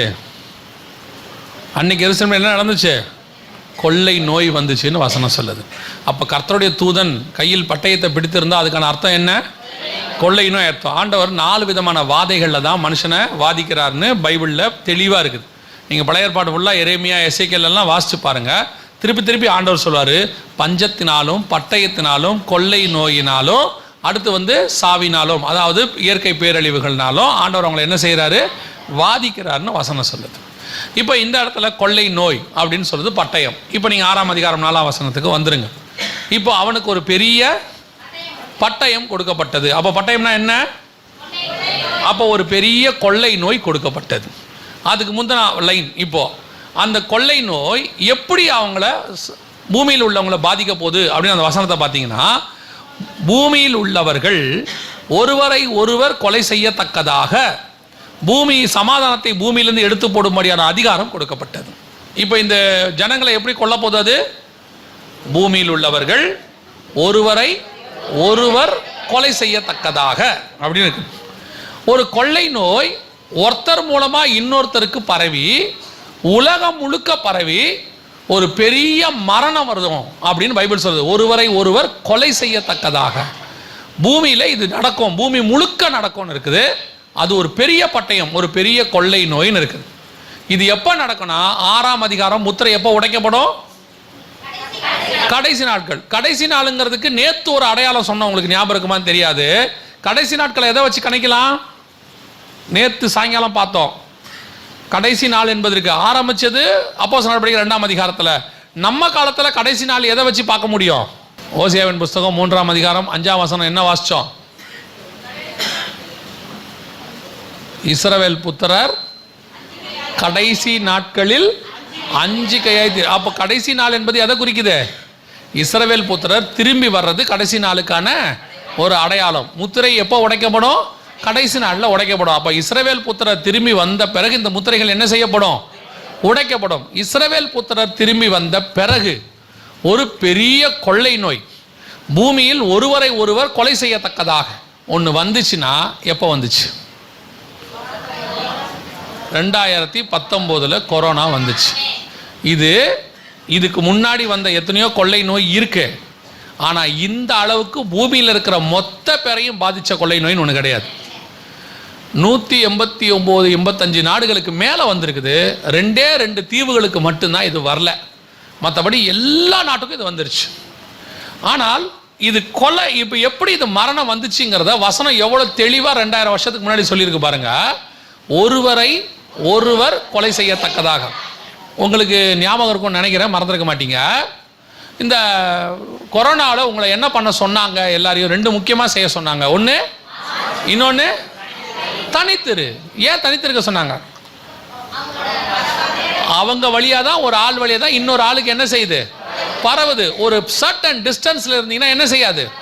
பரவாது அப்படின்னு சொல்லி தனித்தனியாக இருங்க, 3 அடி விலகி இருங்க, ஒருத்தரை ஒருத்தர் நெருங்காதீங்க. ஏன்னா ஒருத்தர் மூலமாக தான் இன்னொருத்தருக்கு அது என்ன செய்யுது? சைனாவில் ஊகான் மாநிலத்தில் ஆரம்பிச்சது, உலகம் முழுக்க இருக்கிற அத்தனை பேருக்கும் அது என்ன செஞ்சிச்சு? பரவிருச்சு. இப்படி பரவி பரவி ஒருத்தர் மூலமா. இதில் என்ன பெரிய ஆச்சரியம்னா, கொரோனா தண்ணி வழியாக பரவலை. புரியுதா உங்களுக்கு? கொரோனா காற்று வழியாக பரவலை. காற்று வழியாக பரவி இருந்துச்சுன்னா அப்படியே எல்லா பக்கமும் போனோம். ஆனால் கொரோனா 3 அடி தான் போகும், அதுக்கு மேலே போகாது. அப்போ அதோடைய ஃபோர்ஸ் என்னன்னா, ஒரு மனுஷன் எவ்வளோ தூரம் தும்புறானோ, எவ்வளோ தூரம் அவன் பேசுகிறானோ, அவன் ஃபோர்ஸ் மூச்சு காத்து போதோ அவ்வளோ தூரம் தான் அது போகும். புரியுதா உங்களுக்கு? ஒருவரை ஒருவர் கொலை செய்யத்தக்கதாக. இது எப்போ நடந்தது? நம்ம கண்ணுக்கு முன்னாடி நடந்துச்சு. இப்போ நம்ம ஆட்களுக்கு என்ன பிரச்சனைன்னு கேட்டிங்கன்னா, தீர்க்க தரிசனம் நடந்துச்சுன்னா ஒத்துப்பான். அன்னைக்கு ஆண்டவர் வந்தார், தேவாலயத்தை ஆமாம் ஆண்டவர் சொன்னபடி கரெக்டாக நடந்துச்சு, தீர்க்க தரிசனம் நிறைவேறி விட்டது. நடக்க போதுன்னு சொல்லுங்க, ஒத்துப்பான். ஆமாம் நிச்சயம் ஆண்டவர் வரப்போகிறார், 2 சாட்சிகள் வருவார்கள், தேவாலயங்கள்லாம் இடிக்கும், எல்லாம் ஓகே, தேவாலயம் கட்டுவாங்க, எல்லாம் ஓகே. இப்போ நடந்துக்கிட்டு இருக்குதுப்பா ஒன்றுனா ஒத்துக்க மாட்டான். அது இப்போ கிடையாது. ஏன்? நம்ம காலத்தில் அப்படிலாம் நடக்காது. நம்ம காலம் கிருபையின் காலம். நம்ம காலத்தில் ஆண்டவர் என்ன செய்ய மாட்டார்? இதையெல்லாம் அனுமதிக்க மாட்டார். நம்ம தேவன் ரொம்ப கிருபை உள்ளவர் அப்படி சொல்லிங்க. இப்போ எப்படி அனுமதிச்சாரு? இப்போ கொரோனா வந்துச்சா இல்லையா? கிட்டத்தட்ட எத்தனையோ கோடி பேர் செத்து போனாங்க, கண்ணுக்கு முன்னாடி கோடியில் செத்து போனாங்க. நீங்கள் பாருங்க, பைபிளில் கூட 1000 கணக்கில் தான் செத்துருப்பாங்க, சில இடத்துல லட்சக்கணக்கில் செத்துருப்பாங்க. ஆனால் கோடி கணக்கில் நம்ம கண்ணுக்கு முன்னாடி நடந்திருக்குது. இந்த எந்த உணர்வாது நமக்கு வந்துச்சா? ஏதாவது உணர்வு நமக்கு வந்துச்சா? நம்ம கண்ணுக்கு முன்னாடி ஒரு சம்பவம் நடக்குது, உலகம் முழுக்க நடக்குது, கோடி கணக்கில் ஜனங்க செத்து போறாங்க. சரி, இது பைபிள்ல இல்லாம இருக்குமா? ஏதாவது பைபிளுக்குள்ள இருக்குமா? ஏதாவது யோசிச்சாது பார்த்தோமா? கிடையாது. ஏன்னா நம்ம காலத்தில் நடந்தா அவங்களுக்கு என்ன கிடையாது? அது தீர்க்க தரிசனம் கிடையாது, அது சம்பவம். ஏதோ ஒரு சம்பவம் நடந்துருச்சு, அன்னைக்கு தீர்க்க தரிசனம் நிறைவேறுச்சுன்னா ஒத்துக்க மாட்டாங்க. நல்லா தெரிஞ்சுக்கொள்ளுங்க, நம்முடைய காலத்தில் நடக்க வேண்டிய தீர்க்க தரிசனங்களும் வேதாகமத்தில் உண்டு. அது நம்ம காலத்தில் தான் நடக்கும். இஸ்ரவேல் புத்திரர் திரும்பி வருவாங்கன்னு ஆண்டவர் சொன்னார். 1948 வந்தாங்க. 2000 வருஷமா நடக்காத தீர்க்க தரிசனம். எருசலேம் தலைநகரா மாறும்னாரு, 2018 மாறுச்சு. நம்ம காலத்தில் நடந்த தீர்க்க தரிசனம். அப்ப நம்ம காலத்தை பத்தின தீர்க்க தரிசனமும் பைபிள்ல இருக்குல்ல. இவனுக்கு அந்த உணர்வு வராது, அது நம்ம காலத்துதுன்னு வராது. அது நடக்கும், ஒத்துக்கிறோம். முடிஞ்சிருச்சு, ஒத்துக்கிறோம். ஏன்னா தேவன் எப்படிப்பட்டவர்? கிருபை உள்ளவர். ஒன்னு தெரிஞ்சுக்கொள்ளுங்க, தேவன் ஒரு பக்கம் தான் கிருபை உள்ளவர், இன்னொரு பக்கம் நீதியுள்ள நியாயாதிபதி. அவர் கிருபையா இருப்பாரு, அதே நேரத்தில் வார்த்தையை நிறைவேற்றவும் செய்வார். உங்களுக்கு புரியுதா? கிருபையாவும் இருப்பாரு, அதனால அவர் வார்த்தையை நிறைவேற்றாம போகவும் மாட்டாரு. அப்புறம் கிருபைனா என்னங்க? அவர் சொன்ன வார்த்தை நடக்கும், அதுக்கு நடுவில் நீங்களும் நானும் பாதிக்காம பார்த்துப்பாரு, அதுக்கு பேர் தான் கிருபை. இதெல்லாம் நடக்கும். இப்ப நமக்கு என்ன தெரியுமா? விசுவாசிகளுக்கு, ஊழியக்காரங்களுக்கு என்ன எண்ணம் இப்ப என்ன தெரியுமா? அதெல்லாம் நடக்கவே கூடாது. கர்த்தர் எப்படிப்பட்டவர்? அதெல்லாம் நடக்க விட மாட்டார். வந்துச்சா இல்லையா? இதுல இன்னொரு கூட்டம் இருக்கு. இன்னொரு கூட்டம் என்ன தெரியுமா? நினிவேக்கு இறங்கின தேவன் எனக்கும் இறங்குவார். நான் இப்பவும் ஒத்துக்கிறேன், நினிவேக்கு இறங்கினவர் நமக்கு என்ன செய்வார்? இறங்குவார். நீங்க நினிவே ஜனங்க மாதிரி ஜோம் பண்ணீங்களா? நினிவே ஜனங்க மாதிரி ஜோம் பண்ணா தானே அவர் இறங்குவாரு. நினிவே ஜனங்க இரவும் பகலும் 40 நாள் ரட்டு உடுத்தி சாம்பல்ல உட்காந்து புசியாமலும் குடியாமலும் இருந்தா. நீங்க ரட்டு உடுத்த வேணாம், சாம்பல்ல உட்கார வேணாம், புசியாமலும் குடியாமலும் மட்டும் இருங்களேன். உங்களால 4 மணி நேரம் முடியுமா? 40 நாளுக்கு சொல்றீங்களா? 4 மணி நேரம் முடியுமா? 3 மணி நேரம் உபவாச ஜபத்துக்கே சாப்பிட்டு வரிய முடியும் போது சாப்பாடு போட்டுறாங்க. நடுவில் 3 மணி நேரம் உபவாச ஜபம். இதுக்கு போஸ்டர் வேற. விசேஷத்த உபவாச கூடைக்கு வரும்படி உங்களை அன்புடன் அழைக்கிறோம், முடிவிலே உணவு வழங்கப்படும். போட்டா தானே வரீங்க. இதுல வேற நீங்க ஏன் நினிவே ஜனங்களை கூப்பிடுறீங்க? அவன் ஒரு புறஜாதி ராஜா, அவனுக்கு ஒரு பயம் வந்துச்சு. அவன் 40 நாள் அவன் எப்படி சட்டம் போட்டான் தெரியுமா? ஆடு மாடு கூட தண்ணி குடிக்க கூடாதுன்னா நீங்க ஆடு மாடுக்கு தண்ணி கொடுக்காம இருப்பீங்க? நீங்க வேணா கூட உபாசம் இருப்பீங்க, பிள்ளைகளுக்கு பால் பாட்டில் எல்லாத்தையும் தூக்கிட்டு வந்துருவீங்க, பிஸ்கெட் பாக்கெட்ல எல்லாம் எடுத்துட்டு வந்துருவீங்க. நாம இருக்கலாம், நம்ம பிள்ளைகள் எப்படி இருப்பாங்க, பிள்ளைகள் பாவம் இல்லையா? அப்ப நினிவே ஜனங்களை பத்தி பேசாதீங்க, பேசுனீங்கன்னா வாயிலே அடிப்பாரு. ஆண்டவர் கிருபை உள்ளவர், கிருபை உள்ளவர், கிருபை உள்ளவர். அந்த கிருபை எப்படி வந்துச்சு தெரியுமா? அவர் இருதயத்தை அவர்கள் அசைத்தார்கள். அது மட்டும் இல்ல, கர்த்தர் முதல் நாள் உபவாசம் இருந்த உடனே நினிவேக்கு இறங்கிரல.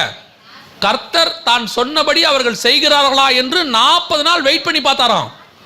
40 நாள் வெயிட் பண்ணி பார்த்துட்டு மனஸ்தாபப்பட்டார்னு இருக்குது. நீங்க 2 நாள் கூட ஜெபம் பண்ணுவீங்க, 3ஆவது நாள் வரமாட்டீங்க, ரொம்ப பிஸி. ஆனா சொல்றது மட்டும் நினிவேக்கு இறங்கின தேவன். நினிவேக்கு இறங்கினார்னா நினிவே மாதிரி நீங்களும் ஜெபம் பண்ணா தான் இறங்குவார், இல்லைன்னா இறங்க மாட்டார்.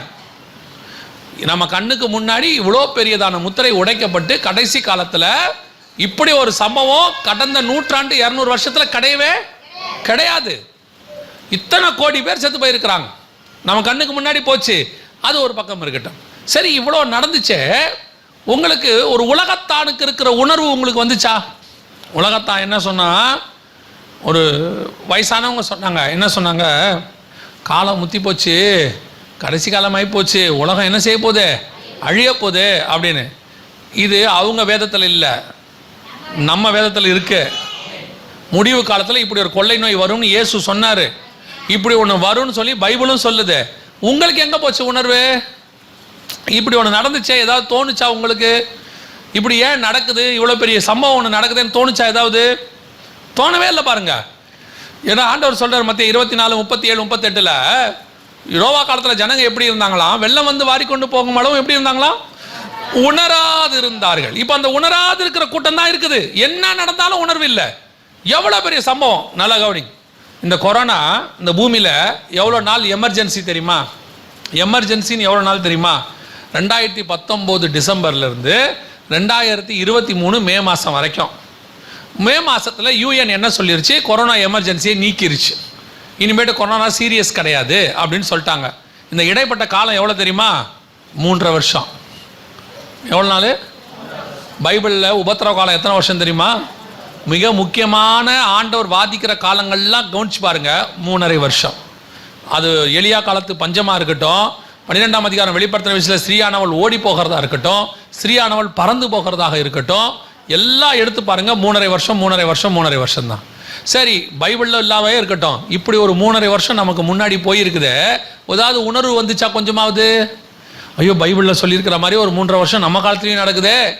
அங்கே ஆண்டவர் கேட்குறாரு, 3 வருஷத்து பஞ்சமோ, 3 வருஷத்து 3 ஆள் கொள்ளை நோயோ, அதே மாதிரி நம்ம காலத்தில் ஒரு 3.5 வருஷம் நடந்திருக்குது. உணர்வு இல்லாத இருதயம் வந்து போச்சு நமக்கு. அதை பற்றிலாம் ஒன்றும் இல்லை. கொரோனா வந்த உடனே ஒரு ஆண்டவரே ஆண்டவரே ஆண்டவரே ஆண்டவரே, சரியான உடனே போயிட்டு வாங்க ஆண்டவரே, அவ்வளோதான். உணர்வு இல்லாத இருதயம். 2வது முத்திரை நம் கண்களுக்கு முன்பாக என்ன இருக்குது, உடைஞ்சு போயிருக்குது. ரொம்ப கேர்ஃபுல்லாக இருந்து கொள்ளுங்க. ஒரு கூட்டம் இதெல்லாம் இல்லைன்னு உங்களை வஞ்சிக்குது.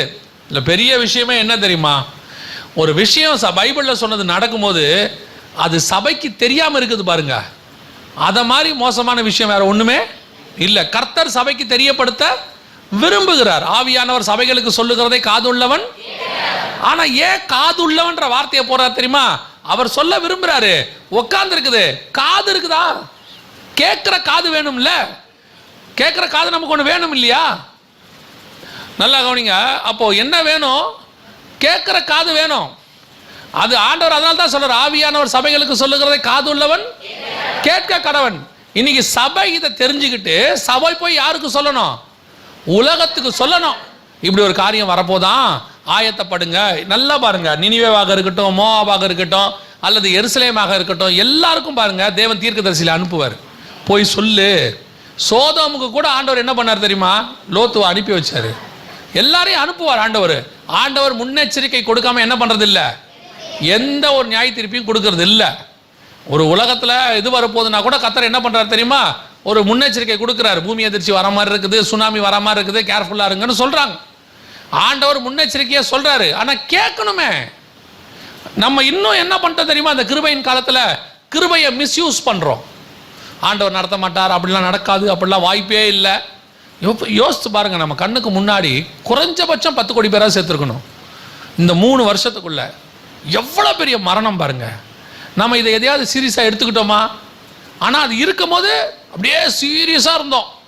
அப்படியே வீடு வீடாக மரணம் வருது, கொத்து கொத்தாக சாவறாங்கன்னும் போது கொஞ்சம் சீரியஸ். அப்புறம் திருப்பி இந்த இஸ்ரவேல் ஜனங்க நியாயாதிபதிகளில் போய் வாசித்து பாருங்கள். இப்போ நம்ம எப்படி இருக்கிறோமோ அப்படியே தான் அவன் இருந்திருக்கிறான். இல்லைன்னா இப்போ மாற்றி சொல்கிறேன், அவன் எப்படி இருந்தானோ அப்படி தான் இப்போ நம்ம இருக்கிறோம்.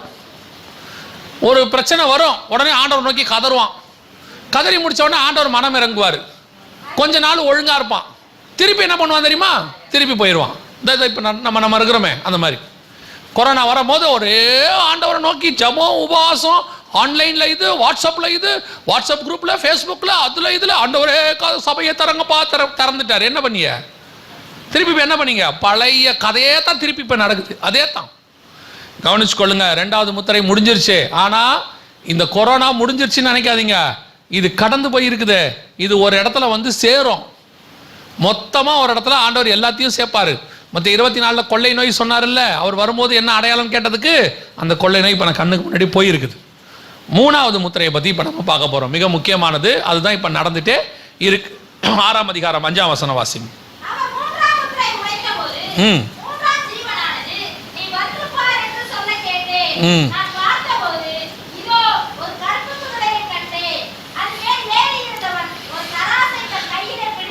இது எதை பற்றி அப்படின்னு கேட்டிங்கன்னா, கொள்ளை நோய்க்கு அப்புறம் இயேசு அங்கே சொல்லக்கூடிய ஒரு அடையாளம் மத்திய 24 பஞ்சங்களை பற்றி சொல்கிறார்.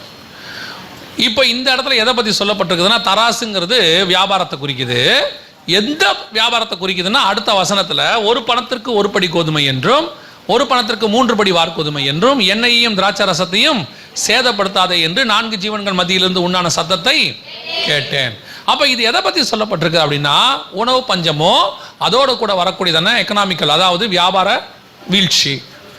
2021 ஆண்டவர் வந்து இந்த கொரோனா வந்து உச்சத்தில் இருக்கும்போது ஆண்டவர் ஒரு காரியத்தை உணர்த்துறார்.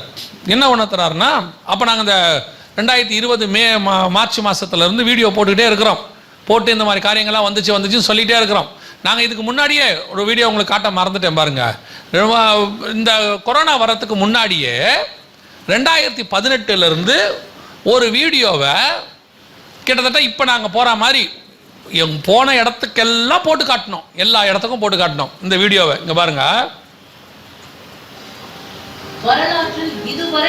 நல்லா கவனிங்க. இதை அளவில் உயிரிழப்பை ஏற்படுத்தக்கூடிய நோய் ஒன்று பரவ உள்ளதாக உலக சுகாதார நிறுவனம் எச்சரிக்கை விடுத்துள்ளது. ஜெனீவாவை தலைமையிடமாக கொண்டு இயங்கும் உலக சுகாதார நிறுவனமானது 3 ஆராய்ச்சியாளர்களுடன் அவசர ஆலோசனை நடத்தியது. அதில் ஒட்டுமொத்த உலக மக்களின் சுகாதாரத்துக்கு அவசர நிலை ஏற்படும் அளவு புதிய நோய் பரவ இருப்பதாகவும், இதுவரை கண்டிராத அளவுக்கு உயிர் சேதங்களை அந்த நோய் ஏற்படுத்தும் என்றும் எச்சரிக்கை விடுக்கப்பட்டது. இது தொடர்பான ஆராய்ச்சியில் ஈடுபடுமாறு ஆராய்ச்சியாளர்களுக்கு வலியுறுத்தப்பட்டது. இந்த நோய்க்கு டிசீஸ் எக்ஸ் என்று பெயரிடப்பட்டுள்ளது. இதுக்கு பேர் என்னது? எதை பற்றி தெரியுமா? இது கொரோனா வர்றதுக்கு 1.5 வருஷத்துக்கு முன்னாடி உள்ள வீடியோ. இது 2018 உலக சுகாதார மையம் வெளியிட்ட வீடியோ. இந்த வீடியோவை எடுத்துக்கிட்டு அதோட கூட கொரோனா வரப்போகுதுன்னு சொல்லி ஒவ்வொரு ஊராக இப்போ நாங்கள் போடுறோம் பாருங்க, ஒவ்வொரு வாரமும் எங்கே போகிறோமோ அதில் கடைசி நாள் இந்த வீடியோ தான். வரப்போகுது, ஒரு கொள்ளை நோய் வரப்போகுது, இவங்க சொல்கிறாங்க, பைபிளில் கொள்ளை நோய் இயேசு சொல்லியிருக்கிறாரு வரப்போகுதுன்னு. இது கொள்ளை நோயையும் இதையும் கம்பேர் பண்ணி சொல்லிகிட்டே இருந்தோம். அன்றைக்கி எங்களை வந்து திட்டி தீர்த்தாங்க. அதாவது ஏன் இப்படி பயமுறுத்தி ஊழியம் பண்ணுறாரு, இப்படி ஒரு ஊழியம் தேவையா, இதெல்லாம் அவசியமா ஒன்று திட்டினாங்க. 2019 2020 மார்ச்சில் லாக்டவுன் 1.5 வருஷம் கழித்து வந்துச்சு. இதே காரியம் நடந்துச்சு. அந்த லாக்டவுனோடு கூட டெய்லி வீடியோ போட்டு சொல்லிக்கிட்டே இருந்தோம், இப்படி நடந்துச்சு, நீங்கள் விட்டுட்டீங்க. ஏன்னா சபை ஆயத்தப்பட்டிருக்க வேண்டிய இடம் அது. ஏன் கர்த்தர் முன்னாடி சொல்கிறாரு தெரியுமா? சபை என்ன செஞ்சுருக்கணும்? ஆயத்தப்படுறதுக்கு தான் சொல்கிறாரு. என்னங்க ஆயத்தப்படுறது? கொரோனாவில் போய் நாங்கள் என்ன ஆயத்தம் பண்ண முடியும்? 2 காரியம் ஆயத்தப்பட்டிருக்கலாம். நீங்கள் எப்படி நம்ம ஆயத்தப்பட்டிருந்தோம்னா எப்படி கொரோனாவை ஃபேஸ் பண்ணியிருப்போம்னா, ஒன்று இந்த இதில் நம்ம ஆயத்தப்பட்டு ரெடியாகி இருந்திருந்தோம்னா இந்த கொரோனாவுக்கு இன்றைக்கி வரைக்கும் மெடிசன் கிடையாது. இன்னை வரைக்கும் கொரோனாக்கு என்ன கிடையாது? ஒரு மருந்தும் கிடையாது. வேக்சின் தான் இருக்குது. வேக்சின்னா தடுப்பூசி, அது வராமல் போடக்கூடியதான தடுப்பூசி. அந்த தடுப்பூசியும் ரொம்ப மகத்துவம் உள்ளது. அது சுகமாக்குமான்னு கேட்டிங்கன்னா சுகமாக்காது. சரி வராமல் தடுக்குமானா வராமையும் தடுக்காமையும் இருக்காது, வரவும் செய்யும். ஆனால் அதுக்கு பேர் தடுப்பூசி, நம்ம புரிஞ்சுக்கணும். அப்படி தான் சொல்லி நமக்கு போட்டிருக்கிறாங்க, கோர்ட்லேயும் அப்படி தான் சொல்லியிருக்கிறாங்க அவங்கன்னு வச்சுக்கோங்களேன். அப்போ இப்படி ஒரு தடுப்பூசியை நமக்கு போட்டாங்க. இப்போ வரைக்கும் நமக்கு மருந்து கிடையாது. ஒருவேளை இந்த ஒரு வருஷம் நினிவே ஜனங்களைப் போல நம்ம ஆயத்தப்பட்டிருப்போம் என்று சொன்னால், நல்லா கவனிங்க, ஆயத்தப்பட்டிருப்போம் என்று சொன்னால் கொரோனாவுக்கான மருந்து சபைக்குள்ள மட்டும்தான் இருந்துச்சு. என்ன மருந்து தெரியுமா? அவருடைய காயங்களால் நாம் குணமானோம். இயேசுவின் நாமத்தினாலே வியாதியஸ்தர்கள் மேல் கரங்களை வைப்பீர்கள், அவர்கள் சொஸ்தமாவார்கள். இந்த 2000 வருஷமா சபை அதை தான் செஞ்சிட்டு இருக்குது. 2000 வருஷமா நாம் என்ன பண்ணியிருக்கிறோம்? குணமாக்காத நோயே இல்லை. அன்னைக்கு இதே மாதிரி ஒரு குவாரண்டைன் நோய் இருந்துச்சு இயேசு காலத்தில். ஊருக்குள்ளே விட மாட்டாங்க, தனிச்சு வச்சிருவாங்க, ஊருக்குள்ளே வரக்கூடாது, ஒருத்தர் பார்க்கக்கூடாது, தொடக்கூடாதுன்னு வச்சுருந்தாங்க. என்ன நோய்? குஷ்டம்னு ஒன்று இருந்துச்சு. அந்த நோயை தொட்டு அன்று இயேசு சுகமாக்கினார். அதே மாதிரி ஒரு குவாரண்டைன் நோய் தான் இப்போ வந்துச்சு. அது குஷ்டத்தை விட ரொம்ப ஈஸியான நோய். இது சின்ன கிருமி. குஷ்டம் அப்படி இல்லை, அது வேற. அதையே ஆண்டவர் சுகமாக்கிட்டார். அதுக்கப்புறம் ஆண்டவர் குருடர்கள் பார்வையிடுகிறார்கள், செவிடர்கள் கேட்கிறார்கள், முடவர்கள் நடக்கிறார்கள், மரித்தோர் உயிர்ப்பிக்கப்படுகிறார்கள், இப்படி ஆரம்பித்து இன்னைய வரைக்கும் எல்லா வியாதியும் சர்ச்சில் சுகமாகி இருக்கு. எத்தனையோ பேருக்கு எய்ட்ஸ் கூட சுகமாக இருக்குது, கேன்சர் சுகமாக இருக்குது. ஆனால் கொரோனாவை பார்த்து சர்ச்சு மூடிக்குச்சு. சர்ச்சு மூடிச்சுன்னா நான் கதவை சொல்லலை. சர்ச்சு கதவுங்கிறது சாதாரணம், அது அரசாங்கம் சொல்லிச்சு, கீழ்ப்படிஞ்சு மூடணும். நம்ம கதவு மூடிக்குச்சு. பயம், வீட்டை விட்டு வெளியவே வரல, யாரையும் வீட்டுக்குள்ளே சேர்க்கவும் இல்லை. பாஸ்டர் சொல்கிறாரு, நான் உங்கள் வீட்டுக்கு வந்து ஜாம் பண்ணலாமா? வேணாம் பாஸ்டர், நீங்கள் ஃபோன்லேயே பண்ணுங்க. ஏன்? உங்கள் வார்த்தைக்கு ஃபோன்லேயே வல்லமை உண்டு. ஒரு வார்த்தை சொல்லும், நீர் என் வீட்டுக்கு வருவதற்கு நான் பாத்திரவான் அல்ல. ஏன்? உங்கள் மூலிமா கொரோனா வந்துருச்சுன்னா? ஒரு அப்பா கேட்டார் பையனை ஃபோன் பண்ணி, அப்பா உனக்கு பிள்ளை பிறந்திருக்கே, பார்க்க வரலான் இருக்கு, உங்களுக்கு இருமல் இருக்குதா? இல்லைப்பா. சளி இருக்குதா? இல்லைப்பா. கடந்த 10 நாளில் ஜுரம் வந்திருக்குதா? அவர் கேட்டார், ஏப்பா நீ பையனா டாக்டரா? பேரப்பிள்ளை பிறந்திருக்குது, பேரப்பிள்ளையை பார்க்க போகிறதுக்கு பையனை கேட்குறாரு, எப்பா நான் வரலான் இருக்கிறேன் இன்னைக்கு. பையன் திருப்பி அப்பாவை கேட்குறான், இன்னைக்கு உங்களுக்கு ஜுரம் வந்துச்சா? 10 நாளில் சளி பிடிச்சிதா? இருமல் இருக்குதா? அப்பா கேட்குறான், என்னப்பா டாக்டர் மாதிரி கேட்குறேன், நீ என்ன பையன் மாதிரியே இல்லையா? அவன் சொல்கிறான், இல்லைப்பா உங்களுக்கு ஏதாவது வந்து பையனுக்கு வந்துட்டா. அவ்வளோ விசுவாச குடும்பம், அவ்வளோ விசுவாச குடும்பம். ஏன் இந்த கொரோனாவில் நீங்கள் படிக்க வேண்டிய பாடம் என்ன தெரியுமா? மருந்து இல்லை, சுகமாக்க முடியும். ஆனால் யாரால சுகமாக்க முடியும்? ஏசப்பா தான் சுகமாக்குவாரு, உங்களை கொண்டு தான் சுகமாக்குவாரு. ஆனால் உங்களுக்கு என்ன வேணும் சுகமாக்குறதுக்கு? விசுவாசம் வேணும். உங்களுக்கு பேர் என்ன? பேரு தான் விசுவாசி. வேஸ்ட் பேர் தான் விசுவாசி. பேர் நல்லா பார்த்தீங்கன்னா வெள்ளச்சாமின்னு இருக்கும், கருப்பா இருப்பான், பார்த்துருப்பீங்களா? அதே மாதிரி தான் பேர் தான் என்னது? விசுவாசி. விசுவாசமே இல்லாத வாசி இது. விசுவாசமே கிடையாது. விசுவாசம் இருந்திருந்தால் கொரோனா சுகமாகி இருக்கும். உங்க வீடு ஒரு ஹீலிங் சென்டரா மாறி இருக்கும். உங்க வீட்டுக்குள்ள அற்புதம் நடந்திருக்கும். குறைஞ்சபட்சம் நீங்க பயப்படாம இருந்திருப்பீங்க. இப்ப என்ன ஆண்டவர் சொல்றாரு தெரியுமா? நீங்க விசுவாசியா இல்லைன்னு சொல்றாரு. விசுவாசிங்கிற பேர்ல பயப்படுகிற ஜனங்கள். விசுவாசம் இருந்தா பயம் வராது. பயம் இருக்குதுன்னா விசுவாசம் இல்லைன்னு அர்த்தம். அல்லேலூயா. இதான் நடந்துச்சு. நீங்க நல்லா ஜெபம் பண்ணி இருந்தீங்கன்னா ஒரு பெரிய ஆத்தும அறுவடையை நீங்கள் செய்திருக்க முடியும். யோசிச்சு பாருங்க, ஒரு அற்புதம் நடந்துருச்சுன்னு வச்சுக்கோங்க, ஆட்டோமேட்டிக்காக ஜனங்களாம் எங்கே வந்துடுவாங்க? உங்கள் வீட்டை தேடி வந்துடுவாங்க, உங்கள் சபைக்கு வந்துடுவாங்க. இங்கே இயேசுநாதர் சுகம் கொடுக்குறாராமே, ஒரு நாளைக்கு 10 பேருக்கு 20 பேருக்கு 30 பேருக்கு சுகமாக்கி அனுப்பிட்டே இருக்கலாம். வேதம் சொல்லுது, இயேசு பொழுது சாயும் வரை அற்புதங்களை செய்து கொண்டிருந்தார். அந்த ஒரு காலம் திருப்பி சபைக்குள்ளே வந்திருக்கோம். நாம கதவை சாத்தியா? சரி, நம்ம கதவை சாத்தி விட்டாச்சே, நம்ம விசுவாசமாக நம்ம போய் ஜெபம் பண்ணியிருக்கலாமே, நம்ம போகலையே. இதான் நடந்து. நமக்கே பயம். விஷயம் அதான். வந்துருச்சுன்னா என்ன பண்ணுறது? வந்துருச்சு. அவங்க என்ன சொல்கிறாங்க தெரியுமா? நான் அப்போவே சொன்னேன், நான் சொன்ன மாதிரியே வந்துருச்சு. பார்த்தீங்களா, நீங்கள் சொன்ன மாதிரியே வரல, நீங்கள் சொன்னதுனால தான் வந்துச்சு.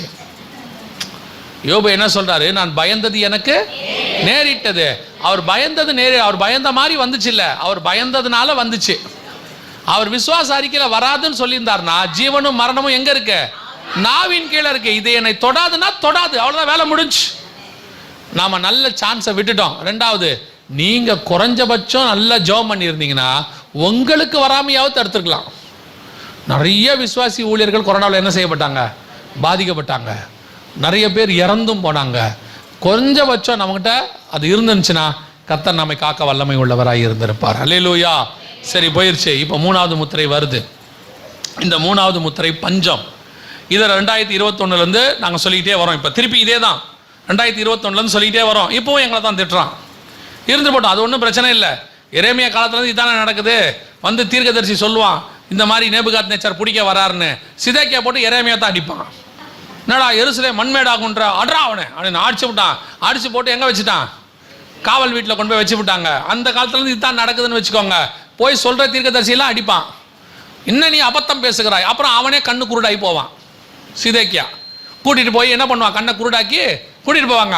நல்ல விதமாக சொன்னால் கேட்க போகிறது இல்லை, சொன்னால் நம்மளை தான் திட்டுவான். அப்புறம் கொரோனாவில் பாதிக்கப்பட்டு ஐசியூலேருந்து ஃபோன் பண்ணுறாங்க, பிரதர் எனக்காக ஜெபம் பண்ணி கொள்ளுங்க. ஏன் கண்ணு குருடானோ? சொல்லும் போதே கேட்டிருக்கலாம்ல. இதுதான் இன்றைக்கி நடந்துட்டுருக்குது. திருப்பியும் சொல்கிறேன், 2021 இதை சொல்லிகிட்டு இருக்கிறோம்.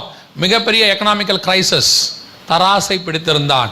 அதோடு கூட வசனம் தெளிவாக சொல்லுது, உணவு பாதிக்கப்படும். எந்த உணவை பற்றி 2000 வருஷத்துக்கு முன்னாடி கர்த்தர் சொல்கிறார் பாருங்க. ஒரு பணத்திற்கு ஒரு படி கோதுமை என்றும் ஒரு பணத்துக்கு 3 படி பாருங்கள். 2021 ஆண்டவர் சொன்னார், இந்த 3வது முத்திரை வரப்போது, நீ அதை பற்றி பேச தொடங்குன்னு சொன்னார்.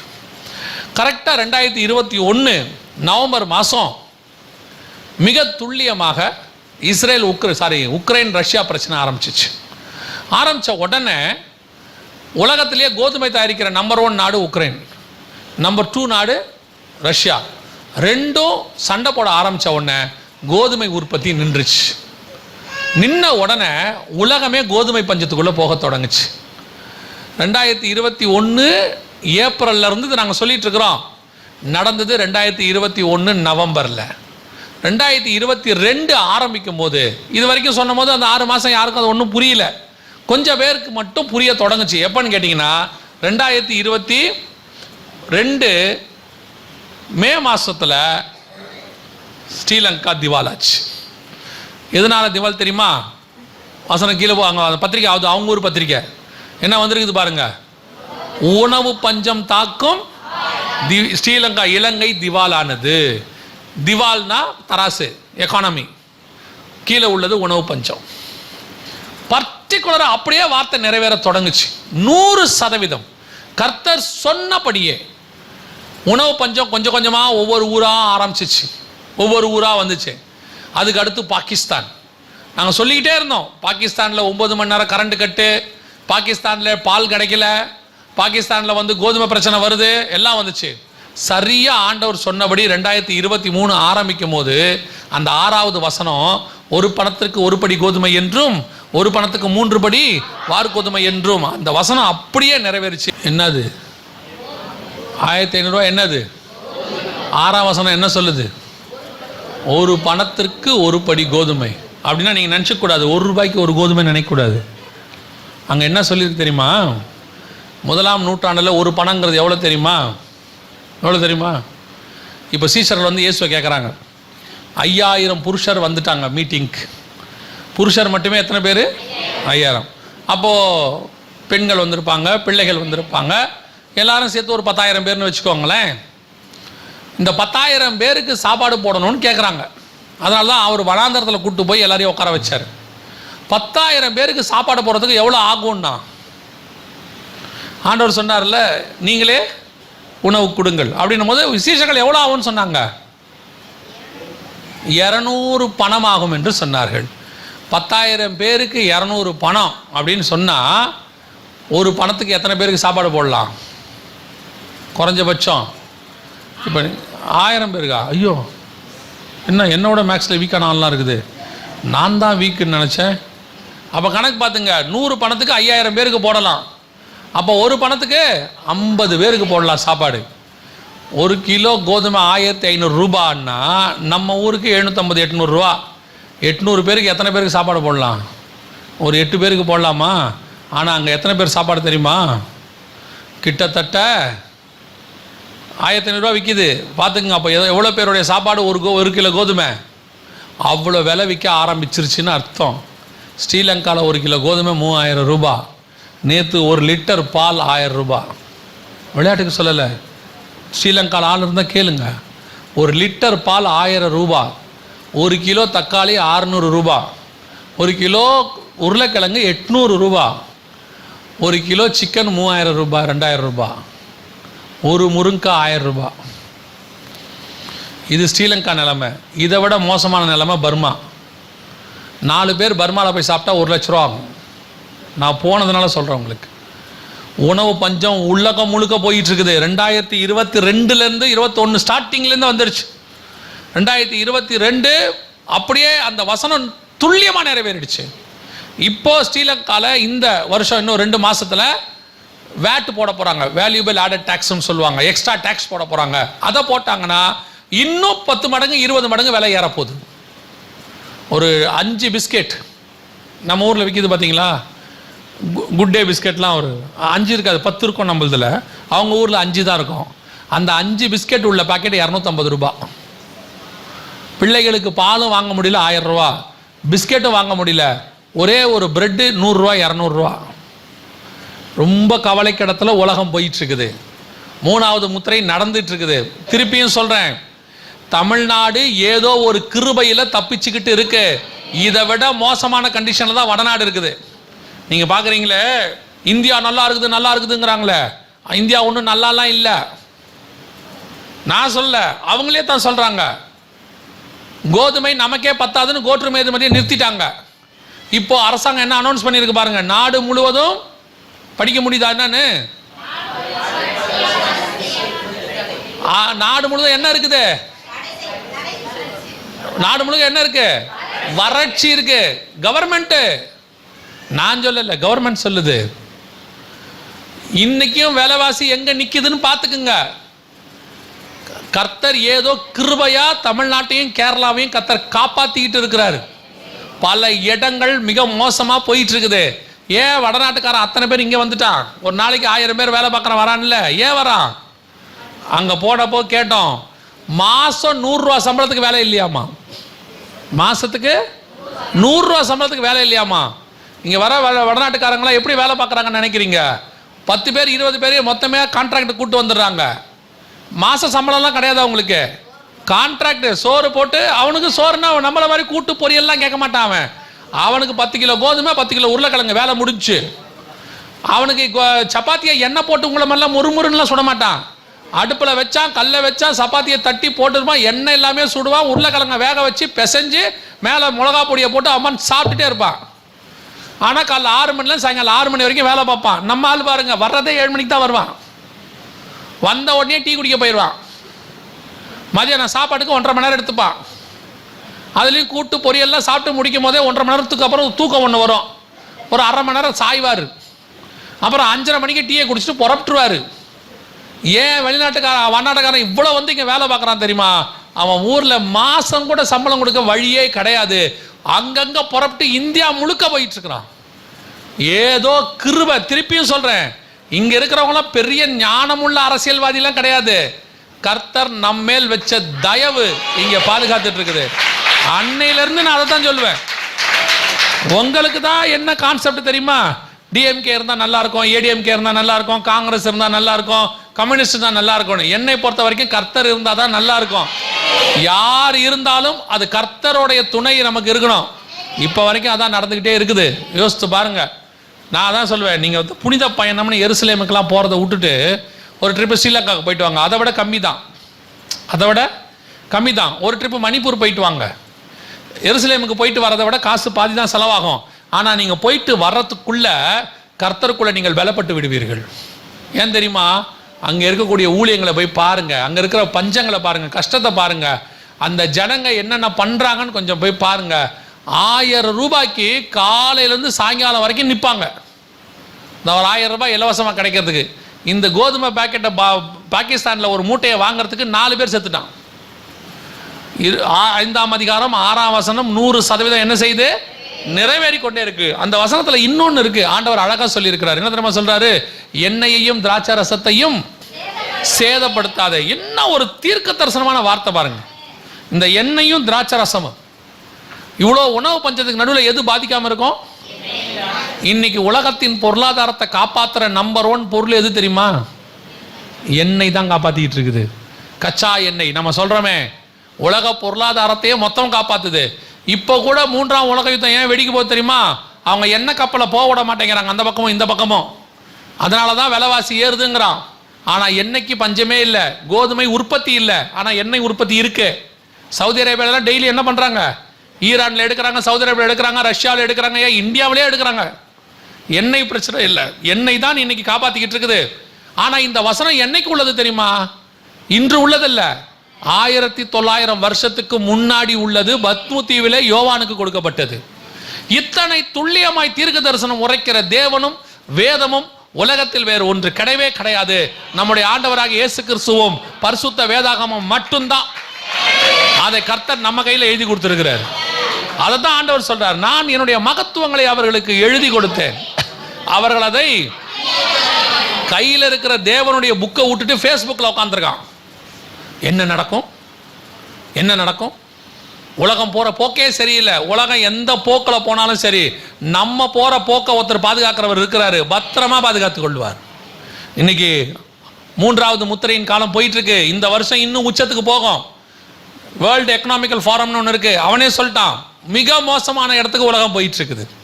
விலைவாசி இன்னும் பெரிய இடத்துக்கு போக போகுது. பேப்பரில் பாருங்க, நான் சொல்றது எதுவுமே இல்லை, எல்லாத்துக்கும் இங்கே ப்ரூஃப் இருக்குது. எல்லாம் சொல்ல தொடங்கிட்டாங்க. விலைவாசி இன்னும் ஏறும், கொஞ்சம் கொஞ்சமாக ஏறிக்கிட்டே போகும். வாங்க முடியாத இடத்திற்கு உலகம் போக போகிறது. கடும் வறட்சி, பஞ்சம். 3வது முத்திரைக்கான காலம். சரி, இப்போ 2வது முத்திரைக்கு ஒரு வீடியோ உங்களுக்கு காட்டணும். கொள்ளை நோய் வரப்போகுதுன்னு சொல்லி உலக சுகாதார மையம் சொல்லிச்சு, அதே மாதிரி வந்துச்சு. இப்போ வேதத்தில் சொன்னபடி இதெல்லாம் ப்ரூஃப். இதுக்கு வேல்யூபிள் ஆர்டர், என்ன சொல்றது, ஒரு அடிஷ்னல் டாக்குமெண்ட் அப்படின்னு சொல்லுவாங்க. இப்போ ஒரு UN சொல்லியிருக்கிற வீடியோ கவனிங்க. UN என்ன சொல்லுதுன்னு பாருங்க. அதாவது ஐநா சபை என்ன சொல்லியிருக்குன்னு பாருங்க. உணவு தட்டுப்பாட்டால் உலகம் பேரழிவை சந்திக்கும் என்று ஐநா பொதுச் செயலாளர் அன்டோனியோ குட்டரஸ் எச்சரிக்கை விடுத்துள்ளார். ஜெர்மன் தலைநகர் பெர்லினில் பணக்கார மற்றும் வடக்கு நாடுகளைச் சேர்ந்த அதிகாரிகள் பங்கேற்ற கூட்டம் நடந்தது. இந்த கூட்டத்தில் கலந்து கொண்டு பேசிய ஐநா பொதுச் செயலாளர் அன்டோனியோ குட்டரஸ் பருவநிலை மாற்றம், கொரோனா ஆகியவை முன்னெப்போதும் இல்லாத அளவிற்கு பட்டினி பிரச்சனையை உருவாக்கின என தெரிவித்தார்.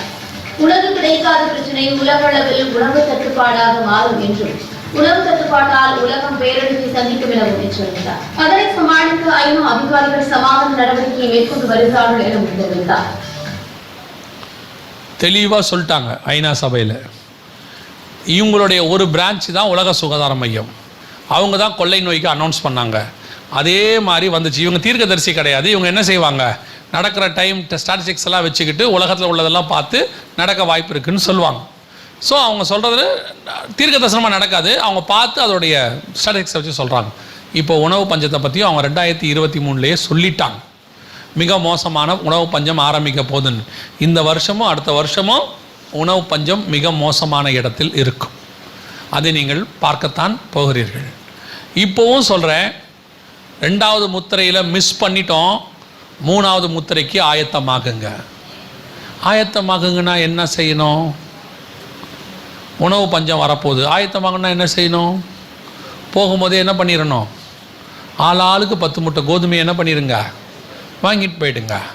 10 எண்ணெயை டின்னு வாங்கிட்டு போயிடுங்க. ஏன்னா இந்த ஆள் சொல்லிட்டான், நடக்குமோ நடக்காதோன்னு தெரியாது, இருந்தாலும் என்ன பண்ணிடுவான்? அதெல்லாம் ஆயத்தப்படுதல். கொள்ளை நோய்க்கு ஆயத்தப்படுங்கன்னா மருந்து வாங்கிட்டு போங்கன்னு அர்த்தம் கிடையாது. கொள்ளை நோய்க்கு ஆயத்தப்படணும்னா எப்படிப்பட்டிருக்கணும்? ஆயத்தம் விசுவாசத்தில் வளர்ந்துருக்கணும். இப்போ நாம் இதில் ஆயத்தப்படணும்னா என்ன அர்த்தம் தெரியுமா? ஒரு காரியத்தை நன்றாக கவனியுங்கள். இந்த கொள்ளை நோய் வரப்போவது, இந்த பஞ்சம் வரப்போவது உண்மை, வரப்போவதில் ஆரம்பிச்சாச்சு. இது பாதி தூரத்துக்கு நம்ம வந்துட்டோம். இப்போ உச்ச நிலையை அடையும். கொரோனா 2019 ஆரம்பிச்சிருச்சு டிசம்பரில். ஆனால் மார்ச் மாதம் வரைக்கும் நமக்கு ஒன்றும் பெருசாக தெரியாது. லாக்டவுன் போட்ட பிறகு தான் நமக்கு என்னவாச்சு, பெருசாக தெரிஞ்சிச்சு 4 மாதம் கழிச்சு. இப்போ அதே மாதிரி தான் இப்போது உணவு பஞ்சம் போயிட்டே இருக்குது. இப்போ பெருசாக தெரியாது. இந்த வருஷமும் அடுத்த வருஷமும் ரொம்ப பெருசாக போகும்போது இப்போ ஒரு கூட்டம் சொல்லணும், அதெல்லாம் நடக்காது, கர்த்தர் கிருபை உள்ளவர் அப்படின்லாம் சொல்லுவாங்க. அது உங்கள் பாடு. 2வது உங்கள் தீர்க்கதரிசிகள் வேறு இப்போ என்ன சொல்லியிருக்கிறாங்கன்னு வேறு எனக்கு தெரியாது. 1ஆம் தேதி என்ன சொன்னாங்க? திருநாங்கள் இருக்காங்களா? இல்லை, இப்போ நிறையா நம்மளால் திருந்திட்டான். முந்தியெல்லாம் தீர்க்க தரிசன செய்தின்னு போடுவாங்க. இப்போ 1ஆம் தேதி தீர்க்க தரிசன செய்தின்னு போடுறதில்ல, வாக்குத்தத்த செய்தின்னு போட்டுடுறாங்க. புது வருட செய்தின்னு போட்டுறாங்க, சேஃப் கேம் விளையாடுறாங்கன்னு வச்சுக்கோங்களேன். சரி, இருந்துட்டு போட்டோம். இப்போ உங்கள் தீர்க்கதரிசிகள் சொல்கிறதெல்லாம் உங்களோட இருக்கட்டும், பைபிள் சொல்கிறத நான் உங்களுக்கு சொல்கிறேன். ஸோ இந்த 3வது முத்திரை போகும்போது நாம் என்ன செய்யணும்னா, இதுக்காக உணவை வாங்கி வைக்கிறதாவோ இல்லை சேர்த்து வைக்கிறதோ கண்டிப்பாக கூடாது. ஏன்னா வசனத்தின்படி சேர்த்து வச்சா என்ன ஆகும்? அதை பூச்சி என்ன செய்யும்? அரிச்சு போடணும் ஆண்டவர் சொல்லிட்டார். சரி, அப்போ இப்போ நம்ம என்ன செய்யணும் அப்படின்னு கேட்டிங்கன்னா, பைபிளில் பஞ்சகாலம் வந்ததப்போ என்ன ஆண்டவர் என்ன செஞ்சுருக்கிறாருன்றதை நம்ம கொஞ்சம் பார்க்கணும். இப்போ இஸ்ரவேலில் ஒரு பஞ்சம் வந்தது. அந்த பஞ்சம் எந்த அளவுக்கு கொடிதாக இருந்தது அப்படின்னு கேட்டிங்கன்னு சொன்னால், வசனம் சொல்லுது, ஒரு புல்லு குதிரைக்கு புல்லு கூட என்ன செய்யலையா? கிடைக்கலையா. அதே மாதிரி ஒரு பஞ்சம் ஒன்று எந்த காலத்தில் வந்தது? ஈசாக்கு காலத்தில் வந்தது. நீங்கள் ஆதியாகமத்தின் புத்தகம் 27ஆம் அதிகாரத்தில் வாசிக்க முடியும். அந்த பஞ்சம் வந்தபோது ஈசாக்கு என்ன செய்தாரா? ஆண்டவர் சொல்கிறாரு, என் வார்த்தையின்படி இந்த தேசத்தில் விதை விதைன்னு சொல்கிறார். அப்படின்னா என்ன அர்த்தம்? இதெல்லாம் நடக்கும்போது பஞ்சம் வரும்போது உலகத்துக்கு பஞ்சம் வரும். ஈசாக்கு விதை விதைத்தார், கர்த்தர் அவரை 100 மடங்கு அந்த வருஷத்தில் ஆசீர்வதித்தார். அந்த வார்த்தை தான் அங்கே ரொம்ப முக்கியம். ஏதோ பஞ்சம் வந்தது ஒரு வருஷம், ஆசீர்வதிச்சது இன்னொரு வருஷம் இல்லை. பஞ்சம் வந்த வருஷத்தில் வசனம் சொல்லுது 100 மடங்கு கர்த்தர் அந்த வருஷத்தில் ஆசீர்வதித்தார். அப்படின்னா என்ன அர்த்தம்? உலகத்துக்கு பஞ்சம் வரும், ஈசாக்குக்கு விதை விளையும். உலகத்துக்கு பஞ்சம் வரும், எலியாவுக்கு காக்கா சாப்பாடு கொண்டு வரும். இஸ்ரவேல் முழுக்க பஞ்சம் வரும், சாரிபாத்தினுடைய வீட்டுக்குள்ள மாவும் எண்ணெயும் குறைவுபடாமல் இருக்கும். அந்த தேவன் இன்னும் ஜீவனோடு கூட இருக்கிறார். அன்னைக்கு தீர்க்க தரிசனம் உரைத்தவர் தான் இன்னைக்கும் தீர்க்க தரிசனம் உரைச்சிருக்கிறாரு. அன்னைக்கு காப்பாத்தின தேவன் இன்னைக்கும் காப்பாற்றுவார். இவங்க என்ன சொல்லுவாங்கன்னா, அதெல்லாம் அறிவுக்கு ஒத்து வராதுங்க, நாம ஏதாவது செய்யணும். நான் சொல்லுவேன், உங்க அறிவை தூக்கி தயவு செய்து குப்பை தொட்டியில போட்டுருங்க. உங்க அறிவை வச்சு ஒன்றும் செய்ய முடியாது. உங்க அறிவு எவ்வளோ தூரம் வேலை செய்யுதுங்கிறத நீங்க கல்யாணம் பண்ணும் போது நீங்க புரிஞ்சிருப்பீங்க, நம்ம அறிவு எவ்வளோ அழகா வேலை செஞ்சிச்சின்னு. அதனால உங்களுக்கு சொல்றேன், உங்க அறிவு என்பது பார்க்கும்போது மட்டும் நல்லா இருக்கிற மாதிரி தெரியும். அதுக்கப்புறம் காலம் ஃபுல்லாக ஏன் பண்ணோன்னு யோசிச்சுக்கிட்டே இருக்கும். அதனால சொல்கிறேன், உங்கள் அறிவெல்லாம் கொஞ்சம் ஓரமாக வச்சுட்டு நீங்கள் என்ன பண்ணுங்க, ஆண்டவரை நோக்கி பாருங்க. வேதம் சொல்லுகிறது, மாவும் எண்ணெயும் குறைவுபடாதபடி பாதுகாக்கிற தேவன் ஒருத்தர் இருக்கிறார். இப்போ ஆண்டவர் என்ன பண்ண போறாருன்னு கேட்டிங்கன்னா, உங்களை அற்புதமும் அதிசயமாய் நடத்த போகிறார். எப்படி அற்புத அதிசயமாக நடத்துவார் அப்படின்னு கேட்டால், இப்போது சிலிண்டர் கிட்டத்தட்ட 800 ரூபாய் ஆகி போச்சுன்னு வச்சுங்களேன். இப்போ இந்த வருஷம் எலெக்ஷன் வரதுனால இன்னொரு 100 ரூபா குறைப்பாங்க. ஒன்றும் கவலைப்படாதீங்க, மே மாதம் வரைக்கும் உங்களுக்கு குறைச்சிருவாங்க. உடனே நீங்கள் விலைவாசி குறைந்து விட்டது, ஆகவே பிரியமானவர்களே அதெல்லாம் நினைக்காதீங்க. ஜூன் மாதம் இருக்குது உங்களுக்கு, சரியா? மேலே எலெக்ஷன் இருக்கு, அதனால இன்னும் 100 ரூபா கூட குறையும், இன்னும் விலைவாசி குறையும். நம்மால் சொல்லுவாங்க, உலகத்திலேயே விலைவாசி ஏறிக்கொண்டிருக்கும் போது ஆப் கே இந்தியா கே அப்படின்னு சொல்லி இந்தியாவில் விலைவாசி என்ன செஞ்சிருச்சு? குறைஞ்சிருச்சும்பா. எல்லாம் மே மாதம் வரைக்கும். எலெக்ஷன் முடியட்டும், அடுத்த நாள் பாருங்க, ரிசல்ட் வர வரைக்கும் நீங்க வெயிட் பண்ண வேண்டாம். எல்லா மாநிலத்திலையும் எலெக்ஷன் முடிஞ்சிருச்சுன்னு சொல்லட்டும், உங்க கேஸ் விலையை பாருங்க, 2000 ரூபாய்க்கு போனாலும் ஆச்சரியப்படுறதுக்கு இல்லை, அப்படிதான் இருக்கும். அப்போ நமக்கு எப்படி இதில் ஆண்டவர் போஷிக்க போகிறார் அப்படின்னு கேட்டா, நீங்க போய் கேஸ் கடையில் நின்ன உடனே ஏதோ கர்த்தரால் ஆசீர்வதிக்கப்பட்டவரே உள்ளே வரும், உங்களுக்கு மாத்திரம் சிலிண்டர் 700 ரூபாய் சொல்ல போறாங்களா? இல்ல. பெட்ரோல் பங்குக்கு போய் நின்ன உடனே உங்க தலைக்கு பின்னாடி ஒரு ஒளிவட்டம் தெரிகிறது, நீங்கள் தேவனுடைய குமாரன் ஆமேன் அப்படின்னு சொல்லி குறைக்க போறாங்களா? இல்ல, ஒன்றும் செய்ய மாட்டான். இன்னும் சொல்ல போனா நம்மளை பார்த்த உடனே 10 ரூபாய் எக்ஸ்ட்ரா கேட்பான். ஏன் அப்படின்னு கேட்டிங்கன்னா, இந்த உலகத்தாருக்கு அவங்களுக்கு கஷ்டம் இருக்கும் போது முகம் சோர்வு அடைஞ்சிரும். நமக்கு இந்த சோத்திரம் பண்ணிட்டு போகும்போது கஷ்டம் இருந்தாலும் முகம் நல்லா இருக்கும். நம்மளை நல்லா ஆண்டவரை சொல்லி கொடுத்தது எப்படி சொல்லி கொடுத்துருக்காருன்னா, உபவாசம் இருந்தாலும் நல்ல எண்ணெய் தடவி தலைவாரி நல்லா நீட்டாக போங்கிறாரு. இப்போ நம்ம போனோம்னாலும் ஒருத்தங்கிட்ட போய் கேஸ் இல்லைன்னா யார் உங்கள் வீட்லையா? சும்மா கதை விடாதீங்க, உங்களை பார்த்தாலே தெரியல, நல்லா சாப்பிட்டு நல்லா தெம்பாக வந்திருக்கீங்கம்பா. நம்மளுக்கு ஆண்டவர் கொடுத்துருக்கிற முகம் அப்படிப்பட்டதான ஒரு முகம். அது தேவனுடைய கலை நம்ம முகத்தில் இருக்குது. அது கலையாக இருக்குதுங்கிறாம்ல, வேற ஒன்றும் இல்லை, தேவ சாயல் நம்மகிட்ட இருக்குது. அதனால உங்களுக்கு எனக்கும் 10 ரூபா எக்ஸ்ட்ரா கேட்டானே ஒழிய குறைக்கல மாட்டான். அப்போ எப்படி கர்த்தர் ஆசீர்வதிக்க போறார்? எவ்வளவு வேணாலும் விலைவாசி ஏறும், அதை வாங்குகிற அளவுக்கு கர்த்தர் உங்களையும் என்னையும் பலப்படுத்த போகிறார். இதுதான் கையின் பிரயாசத்தை ஆசீர்வதிக்கிறதுங்கிற. கர்த்தர் அதை கண்டிப்பா செய்ய போறார். பஞ்சம் இருக்கும். ஈசாக்குக்காக ஆண்டவர் தேசத்தின் பஞ்சத்தை மாற்ற மாட்டார்.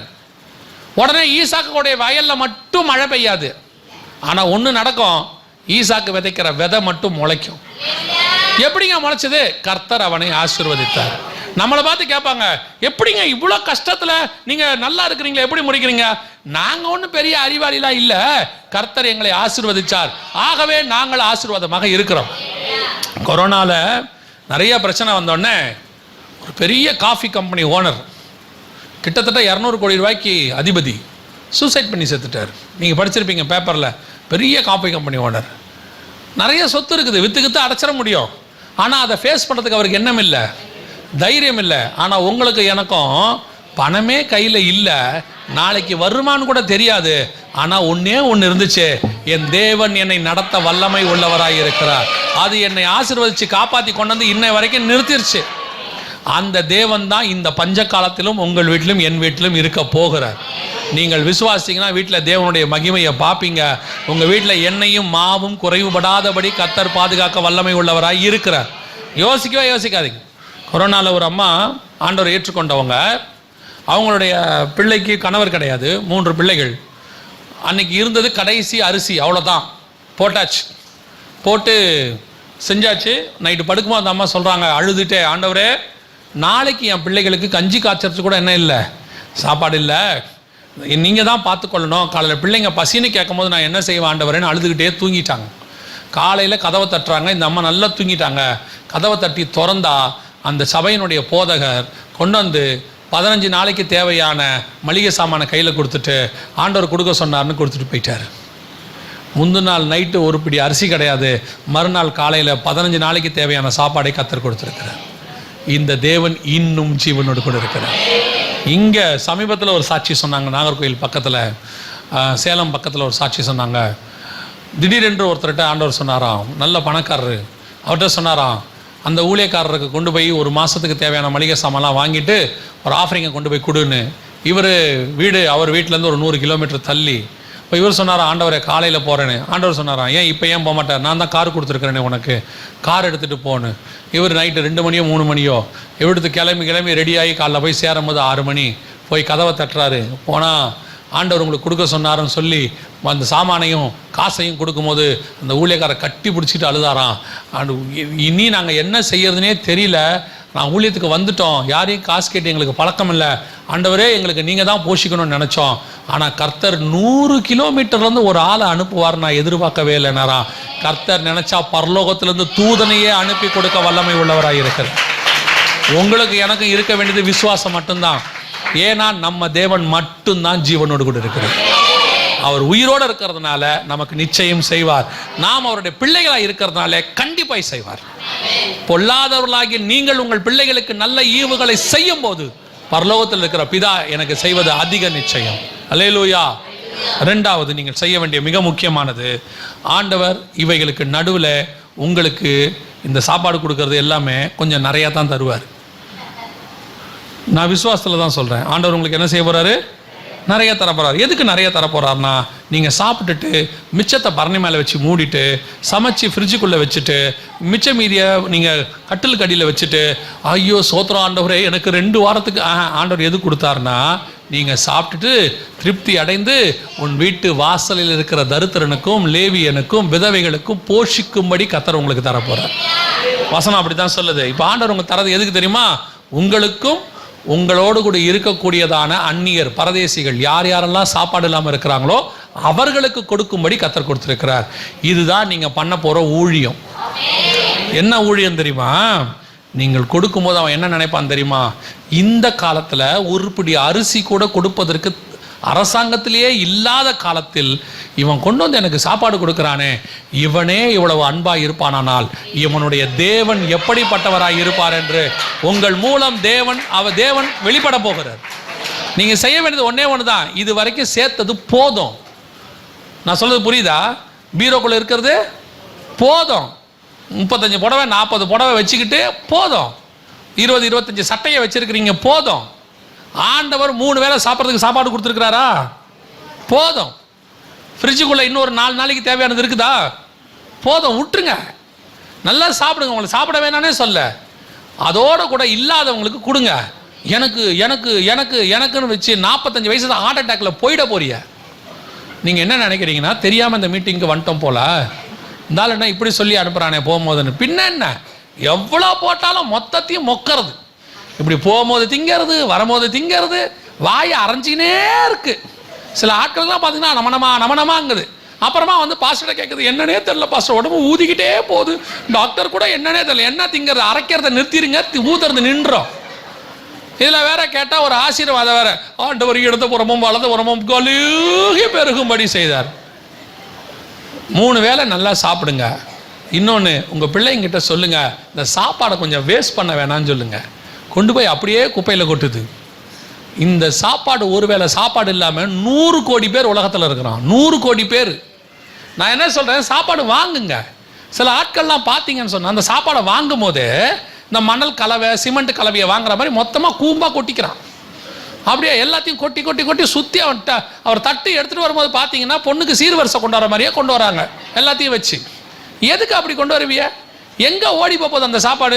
கொஞ்சம் கொஞ்சமாக போட்டு 4 தடவை தின்னா என்ன? இப்போ நடக்கிறதுக்கு கஷ்டம். அப்படியே மொத்தத்தையும் கொண்டு வந்து காட்டு, அப்புறம் திங்க முடியாமல் அப்படியே எல்லாத்தையும் வச்சுட்டு என்ன செய்யலாம்? கர்த்தர் அளவுக்கு அதிகமாக கொடுக்குறாரு, என்ன செய்யறது? கத்தியை வைப்பாரு, தொண்டையில் கத்தியை தான் வைக்கணும். கொஞ்சம் கொஞ்சமாக சாப்பிடுங்க, கீழே கொட்டாதீங்க, வேஸ்ட் பண்ணாதீங்க. அதே நேரத்தில் ஏழைகளை நினைங்க. ஆண்டவர்கிட்ட பிடிச்ச ஒரு விஷயம் என்ன தெரியுமா? தரித்திரருக்கு உதவி செய்வது. சோதோம் ஏன் அழிஞ்சிச்சு தெரியுமா?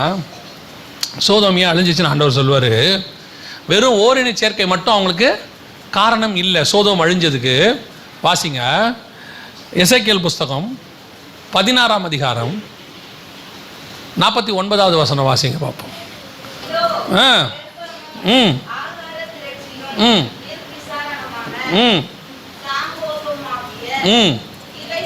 இவைகளே சோதோமுடைய அக்கிரமத்தில் ஒன்று என்னன்னா, ஆகார திரட்சி. நிறைய சாப்பாடு இருந்துச்சு, நிறைய, அது பாவம் இல்லை. ஆகார திரட்சி நிறைய ஆண்டவர் கொடுக்குறாரு, அளவுக்கு அதிகமாகவே கொடுக்குறாருன்னு வச்சுக்கோங்களேன். தொடர்ந்து வாசிங்க.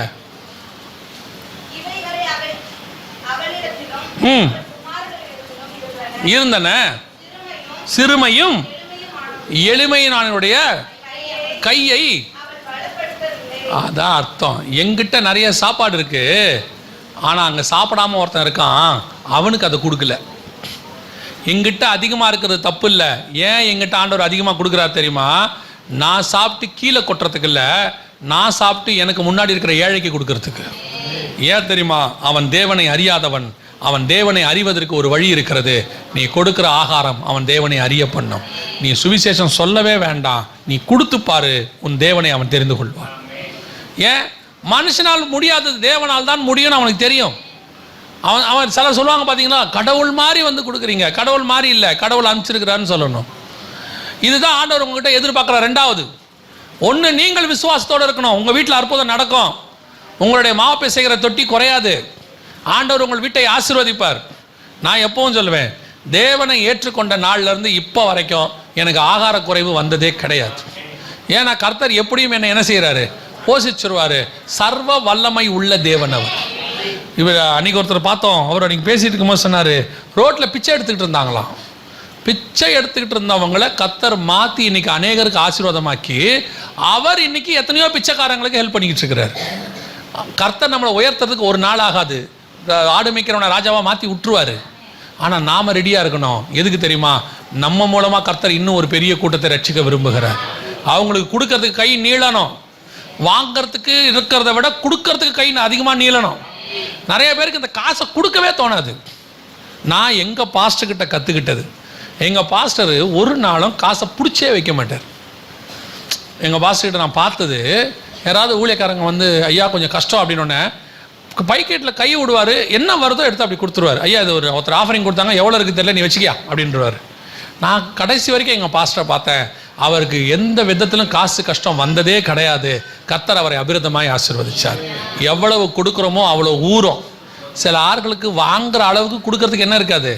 மனசு இருக்காது. நீங்கள் கொடுத்து பாருங்க, கர்த்தர் குறைவில்லாமல் நிறைத்த வல்லமை உள்ளவராயிரு. ஆண்டவர் சொல்றாரு, நான் தாராள கண்ணனாக இருக்க நீ வன்கண்களாக இருக்கலாமோ? ஆண்டவர் நமக்கு அளவிட முடியாமல் தராரு. நீங்கள் கொடுத்து பாருங்க. கொடுக்க ஆண்டவர் என்ன பண்ணிக்கிட்டே இருப்பார்? கொடுத்துக்கிட்டே இருப்பார். அது தேவனுடைய குணம். அப்போ தான் பரலோகம் உங்களை நம்பும். சரி கொடுக்குறோம், இவனும் கொடுக்குறான், இவனை நம்பி கொடுத்தா இவன் என்ன பண்ணுவான், எல்லாருக்கும் கொடுப்பான்னு. இப்போ உங்களுக்கு கொடுக்குறாரு, நீங்க வச்சுக்கிட்டீங்க, பரலோகம் பார்க்கும் இது ஒன்றுத்துக்கும் கொடுக்காது போலியே, சரி கொடுக்குற அளவுக்கு மட்டும் கொடுத்துட்டு மிச்சத்தை புடி, வேற ஆளை பாரு, அவங்ககிட்ட கொடுன்னு. ஆனால் வாரி இறைத்து, வசனம் என்ன சொல்லுது, வாரி இறைத்து விருத்தி அடைந்தாரும் உண்டு, அதிக பிசினித்தனம் பண்ணி தரித்திரரானரும் உண்டு. வசனம் அப்படிதான் சொல்லுது. சேர்த்து சேர்த்து சேர்த்து எனக்கு என் பிள்ளைக்கு எனக்கு என் பிள்ளைக்கு அப்படியே வச்சு வச்சு வச்சு வச்சு வச்சு கடைசியில் 2 பேருமே அனுபவிக்காம 2 பேருமே கொரோனால ஐசியூல இருந்தாங்க. எதுக்கு? கொடுத்து பாருங்க, ஆண்டவர் அவைகளுக்கு நடுவிலே பாதுகாக்க வல்லமை உள்ளவராக இருக்கிறார். அல்லேலூயா. 2 காரியத்தை நாம் செய்ய போகிறோம். ஒன்று, விசுவாசத்தோடு காத்திருக்க போகிறோம், கர்த்தர் நம்மை ஆசீர்வதிக்க போகிறார். 2, அதற்கு ஒரு பெரிய கூட்டத்தை நாம் போஷிக்க போகிறோம். அந்த போஷித்ததில் கர்த்தர் நம்முடைய கரத்தை பலப்படுத்துவார். அநேகரை போஷிக்கிறவராய் கர்த்தர் நம்மை மாற்ற போகிறார். அல்லேலூயா. இந்த 3வது முத்திரை இந்த வருஷமும் அடுத்த வருஷமும் மிக முக்கியமாக நடக்கும். இப்போ இந்த 2 வருஷத்துக்குள்ள இதான் நடக்க போகுது. ஸோ இதை பற்றி நம்ம 2 நாளாக பார்த்துக்கிட்டே இருக்கிறோம். இந்த 3ஆம் உலக யுத்தமும் ஆரம்பிச்சிருச்சுன்னா 4வது முத்திரைக்கான காரியம் தொடங்கும். அதை பற்றி நம்ம நேற்று பேசியிருக்கோம், உங்களுக்கு ஞாபகம் இருக்கும்னு நினைக்கிறேன். அந்த அலாஸ்கா மாஸ்க் விழுறது நமக்கு ஒரு அடையாளம். ஸோ ஆண்டவர் வரப்போகிறார், இனி காலம் செல்லாது. நாம் கடைசி காலத்தினுடைய ஜனங்கள், நாம் ஆயத்தப்படுவோம், ஒரு கூட்டத்தை என்ன செய்வோம், ஆயத்தப்படுத்துவோம். ஆனால் வருகையில் போகணுன்னா என்ன செய்யணும் அப்படின்னு சொல்லி நீங்கள் கேட்டிங்கன்னா, இதெல்லாம் வருதுன்னு கேட்டிருக்கிறீங்க. போகிறதுக்கு என்ன செய்யணும்னா 7 காரியங்கள் செய்யணும். வரிசையாக நான் சொல்லிடுறேன் 7 நிமிஷத்தில். முதலாவது, இயேசு கிறிஸ்து ரத்தத்தினாலே பாவ மன்னிப்பின் நிச்சயத்தை பெற்றிருக்க வேண்டும். இயேசு என் பாவத்தை மன்னிச்சாருங்கிற நிச்சயம் இருக்கணும். நான் கிறிஸ்தவ குடும்பத்தில் பிறந்த, எனக்கு ரட்சிப்பு தேவையா? நாங்கள் 3 தலைமுறை கிறிஸ்டின், 4 தலைமுறை கிறிஸ்டின், நீங்கள் யார் வேணா இருந்துட்டு போங்க. ஆனால் பிறக்கும் போது பாவத்தில் பிறந்தோன்னு பைபிள் சொல்லுது. பாவத்தில் பிறந்தவங்களுக்கு பாவ மன்னிப்பு நிச்சயம் அவசியம். 2வது, பிதா குமாரன் பரிசுத்தாவின் நாமத்தினாலே தண்ணீரில் மூழ்கி ஞானஸ்தானம் எடுத்திருக்கணும். குழந்தை ஞானஸ்தானம், கொடிகைகள் ஞானஸ்தானம் அப்படி கொடுத்தாங்க, அதெல்லாம் கிடையாது. விசுவாசம் உள்ளவனாகி ஞானஸ்தானம் எடுக்கிறவனே ரட்சிக்கப்படுவான்னு வசனம் சொல்லுது. ஞானம் வந்த பிறகு எடுக்கிற ஸ்நானமே ஞான ஸ்நானம். கர்த்தருக்கு பயப்படுதலே ஞானத்தின் ஆரம்பம். தீமை விட்டு விலகுதலே கர்த்தருக்கு பயப்படுகிற பயம். அப்போ ஞானஸ்தானம் எப்போ எடுக்கணும்? தீமை விட்டு விலகி கர்த்தருக்கு பயந்து இனி பாவம் செய்ய மாட்டேன்னு அறிக்கை செய்து பாவத்துக்கு மரித்து நீதிக்கு உயிர்த்தெழுதல், அந்த ஞானஸ்தானத்தை நம்ம எடுக்கணும். இதை நீங்கள் எடுக்க ஒப்பு கொடுங்க. எடுக்காவிட்டால் ஜலத்தினாலும் ஆவியினாலும் பெறவாவிடில் ஒரு பரலோக ராஜ்யத்தில் பிரவேசிக்க முடியாது. 3வது, 4:30 எபேசியர், மீட்கப்படும் நாளுக்கென்று முத்திரையான பரிசுத்த ஆவி, பரிசுத்த அபிஷேகத்தை பெற்றிருக்க வேண்டும். பரிசுத்த அபிஷேகத்தை பெறாமல் போகவே முடியாது. அவர் தான் மூத்த போதகர், அவர் தான் நம்மை கொண்டு போய் பரலோகத்திலே சேர்க்க போறவர். 4வது, அப்போஸ்தலர் 2:40 சொல்லுது, மாறுபாடான சந்ததியை விட்டு விலகி உங்களை ரட்சித்துக் கொள்ளுங்கள் இருக்கு. உங்களுக்கும் உலகத்துக்கும் என்ன இருக்கணும்? வேறுபாடு இருக்கணும். வேறுபாடு உள்ள வாழ்க்கை ரொம்ப முக்கியம். ரோமர் 12:2 சொல்லுது, உலகத்துக்கு ஒத்த வேஷம் தெரியாமலும் அப்படின்னு இருக்கு. ஸோ உலகத்துக்கு ஒத்த வேஷம் தரிக்கக்கூடாது. உலகத்தார் அப்படி இருக்கிறாங்க, அந்த சர்ச்சை அப்படி இருக்கு, அங்கே ஆடுறாங்க, குதிக்கிறாங்க, ஓடுறாங்க, ஓடியாடுறாங்க, அந்த நடிகை அப்படி ட்ரெஸ் பண்ணியிருக்கிறா, அந்த ஊழியக்காரர் அப்படி ட்ரெஸ் பண்ணியிருக்கிறாரு. யார் வேணாலும் என்ன வேணாலும் பண்ணட்டும், எனக்கு எது தகுதின்னு ஆண்டவர் சொல்லி வச்சிருக்கிறார். எல்லாவற்றையும் அனுபவிக்க எனக்கு அதிகாரம் உண்டு, எல்லாமும் எனக்கு தகுதியாகிறாது. அவ்வளோதான். எனக்குன்னு ஒரு தகுதியை கர்த்தர் வச்சிருக்காரு, அதைத்தான் நாம செய்யணும். இது 4வது. 5வது, சுவிசேஷம் அறிவித்தல் உங்கள் மேல் விழுந்த கடமை. அறிவிக்காவிட்டால் உங்களுக்கு ஐயோ. நீங்கள் பரலோகத்துக்கு போகும்போது உங்க கூட என்ன செய்யும் தெரியுமா? இந்த உலகத்தில் இருக்கிற எதுவுமே வராது, நீங்க வச்சிருக்கிற எதுவுமே வராது. பட்டம், பதவி, புகழ், அப்புறம் வந்துட்டு வீடு, வாசல், நட்டு, போல்ட்டு, ஸ்க்ரூ டிரைவரு, ஸ்பேனரு, தங்கம், வெள்ளி, இரும்பு, பித்தளை, எதுவுமே வராது, ஒன்றும் வராது. எல்லாம் இங்கே யூஸ் பண்ணுறதுக்காக ஆண்டவர் கொடுத்தது. அதை யூஸ் பண்ணி கொள்ளுங்க, வச்சுக்கொள்ளுங்க. அது ஒரு நாள் வரும்போது அதெல்லாம் போயிடும். ஆனால் உங்க கூட பரலோகத்துக்கு ஒன்றே ஒன்று தான் வரும். என்ன வரும் தெரியுமா? உங்களோடு கூட நீங்கள் சம்பாதிச்ச ஆத்மா வரும். அது பரலோகத்தில் வந்து நிற்கும். அதனால எவ்வளோக்குள்ள ஆத்மா சம்பாதிக்க முடியுமோ அவ்வளோக்குள்ள ஆத்மாவை சம்பாதிங்க. இது 5வது. 6வது, மிக முக்கியமானது, இயேசு வருகிறார் என்பதை இனி ஒவ்வொரு நாளும் விசுவாசிக்கணும். கடைசி 1 மணி நேரத்துக்கு நம்ம வந்துட்டோம். மணவாளன் வருகிறார்ங்கிற சத்தம் கேட்கறது தொடங்கிருச்சு. இந்த யுத்தமெல்லாம் வந்து மிக முக்கியமான அடையாளம். ஸோ எப்போ வேணாலும் வரும். அது உடனே இன்னைக்கு வருமா, நாளைக்கு வருமா, அதெல்லாம் மனுஷகுமார் வர நிலையான நாளைகளே வருவார். ஆனால் ஆயத்தப்பட்டு நிற்க வேண்டியது நம்முடைய வேலை. ஏன்னா நமக்கு இருக்கிறது 1 நிமிஷம்தான், 1 இமை பொழுது தான். அதை விட்டாச்சுன்னா அதுக்கப்புறம் 7 வருஷம் சான்ஸே கிடையாது. ஸோ இப்போ ஆண்டவர் நமக்கு வாய்ப்பு கொடுத்துருக்கிறாரு. ஒவ்வொரு நாள் படுக்க போகும்போது, ஆண்டவரே இந்த ராத்திரி வேளையில் நம்முடைய வருகை இருக்குமானால் நான் எடுத்துக்கொள்ளப்பட வேண்டும். காலையில் எழுந்திருக்கும் போது, ஆண்டவரே இந்த பகலில் நம்முடைய வருகை இருக்குமானால் நான் எடுத்துக்கொள்ளப்பட வேண்டும். அது ஊறிடணும். குடும்பமாக நாங்கள் வரணும் ஆண்டவரே, அது அப்படியே ஒரு உங்கள் வாஞ்சியாக மாறிடணும். எங்களை ஆசீர்வதியும் ஆண்டவரே, நீங்கள் ஜெபம் பண்ணுறீங்கள, அதுக்கு பதிலாக நீங்கள் வரும்போது எங்களை எடுத்துக்கொள்ளுங்க ஆண்டவரேன்றதை உங்கள் ப்ரேயராக மாற்றிருங்க. டெய்லி அதை சொல்லுங்கள். ஆண்டவர் வரும்போது இந்த வருகையில் போகிறதுக்கு இது மிக முக்கியமான ஒரு வழியாக இருக்கும். 7வது கடைசியாக முடிவு பரியந்தம் நிலைநிற்கிறவனே ரட்சிக்கப்படுவான். ஏதோ ரட்சிக்கப்பட்டேன் அப்படி இல்லை, ரட்சிப்பு பூரணப்படணும். எடுத்த ஞானஸ்தானத்துக்கு உண்மையாக இருக்கணும். பெற்றுக்கொண்ட பரிசுத்த ஆவியானவரை துக்கப்படுத்தாமல் பார்த்துக்கணும். வாழ்கிற வேறுபாடு உள்ள வாழ்க்கையை கடைசி வரைக்கும் வாழணும். தேமா பிரபஞ்சத்தின் மேல் ஆசை வைத்து ஓடி போனான்ற மாதிரி ஓடி போகக்கூடாது. சொல்கிற சுவிசேஷத்தை இயேசு வர வரைக்கும் சொல்லணும். அசந்து சோர்ந்து போய் அசதியாக சொல்லக்கூடாது. விசுவாசிக்கிற வருகையை கடைசி வரைக்கும் விசுவாசிக்கணும். கொஞ்சம் லேட்டாகும் அப்படின்னு சொல்லி சோர்ந்து போயிடக்கூடாது. 6லும் முடிவு பரியந்தம் நிலைநிற்கிறவனே ரட்சிக்கப்படுவான். அல்லேலூயா. ஆண்டவர் வரப்போகிறார். கர்த்தருக்கு சித்தமானால் அவருடைய வருகையை சந்திப்போம். வெகு சீக்கிரத்தில் ஆண்டவர் வரப்போகிறார். அல்லேலூயா.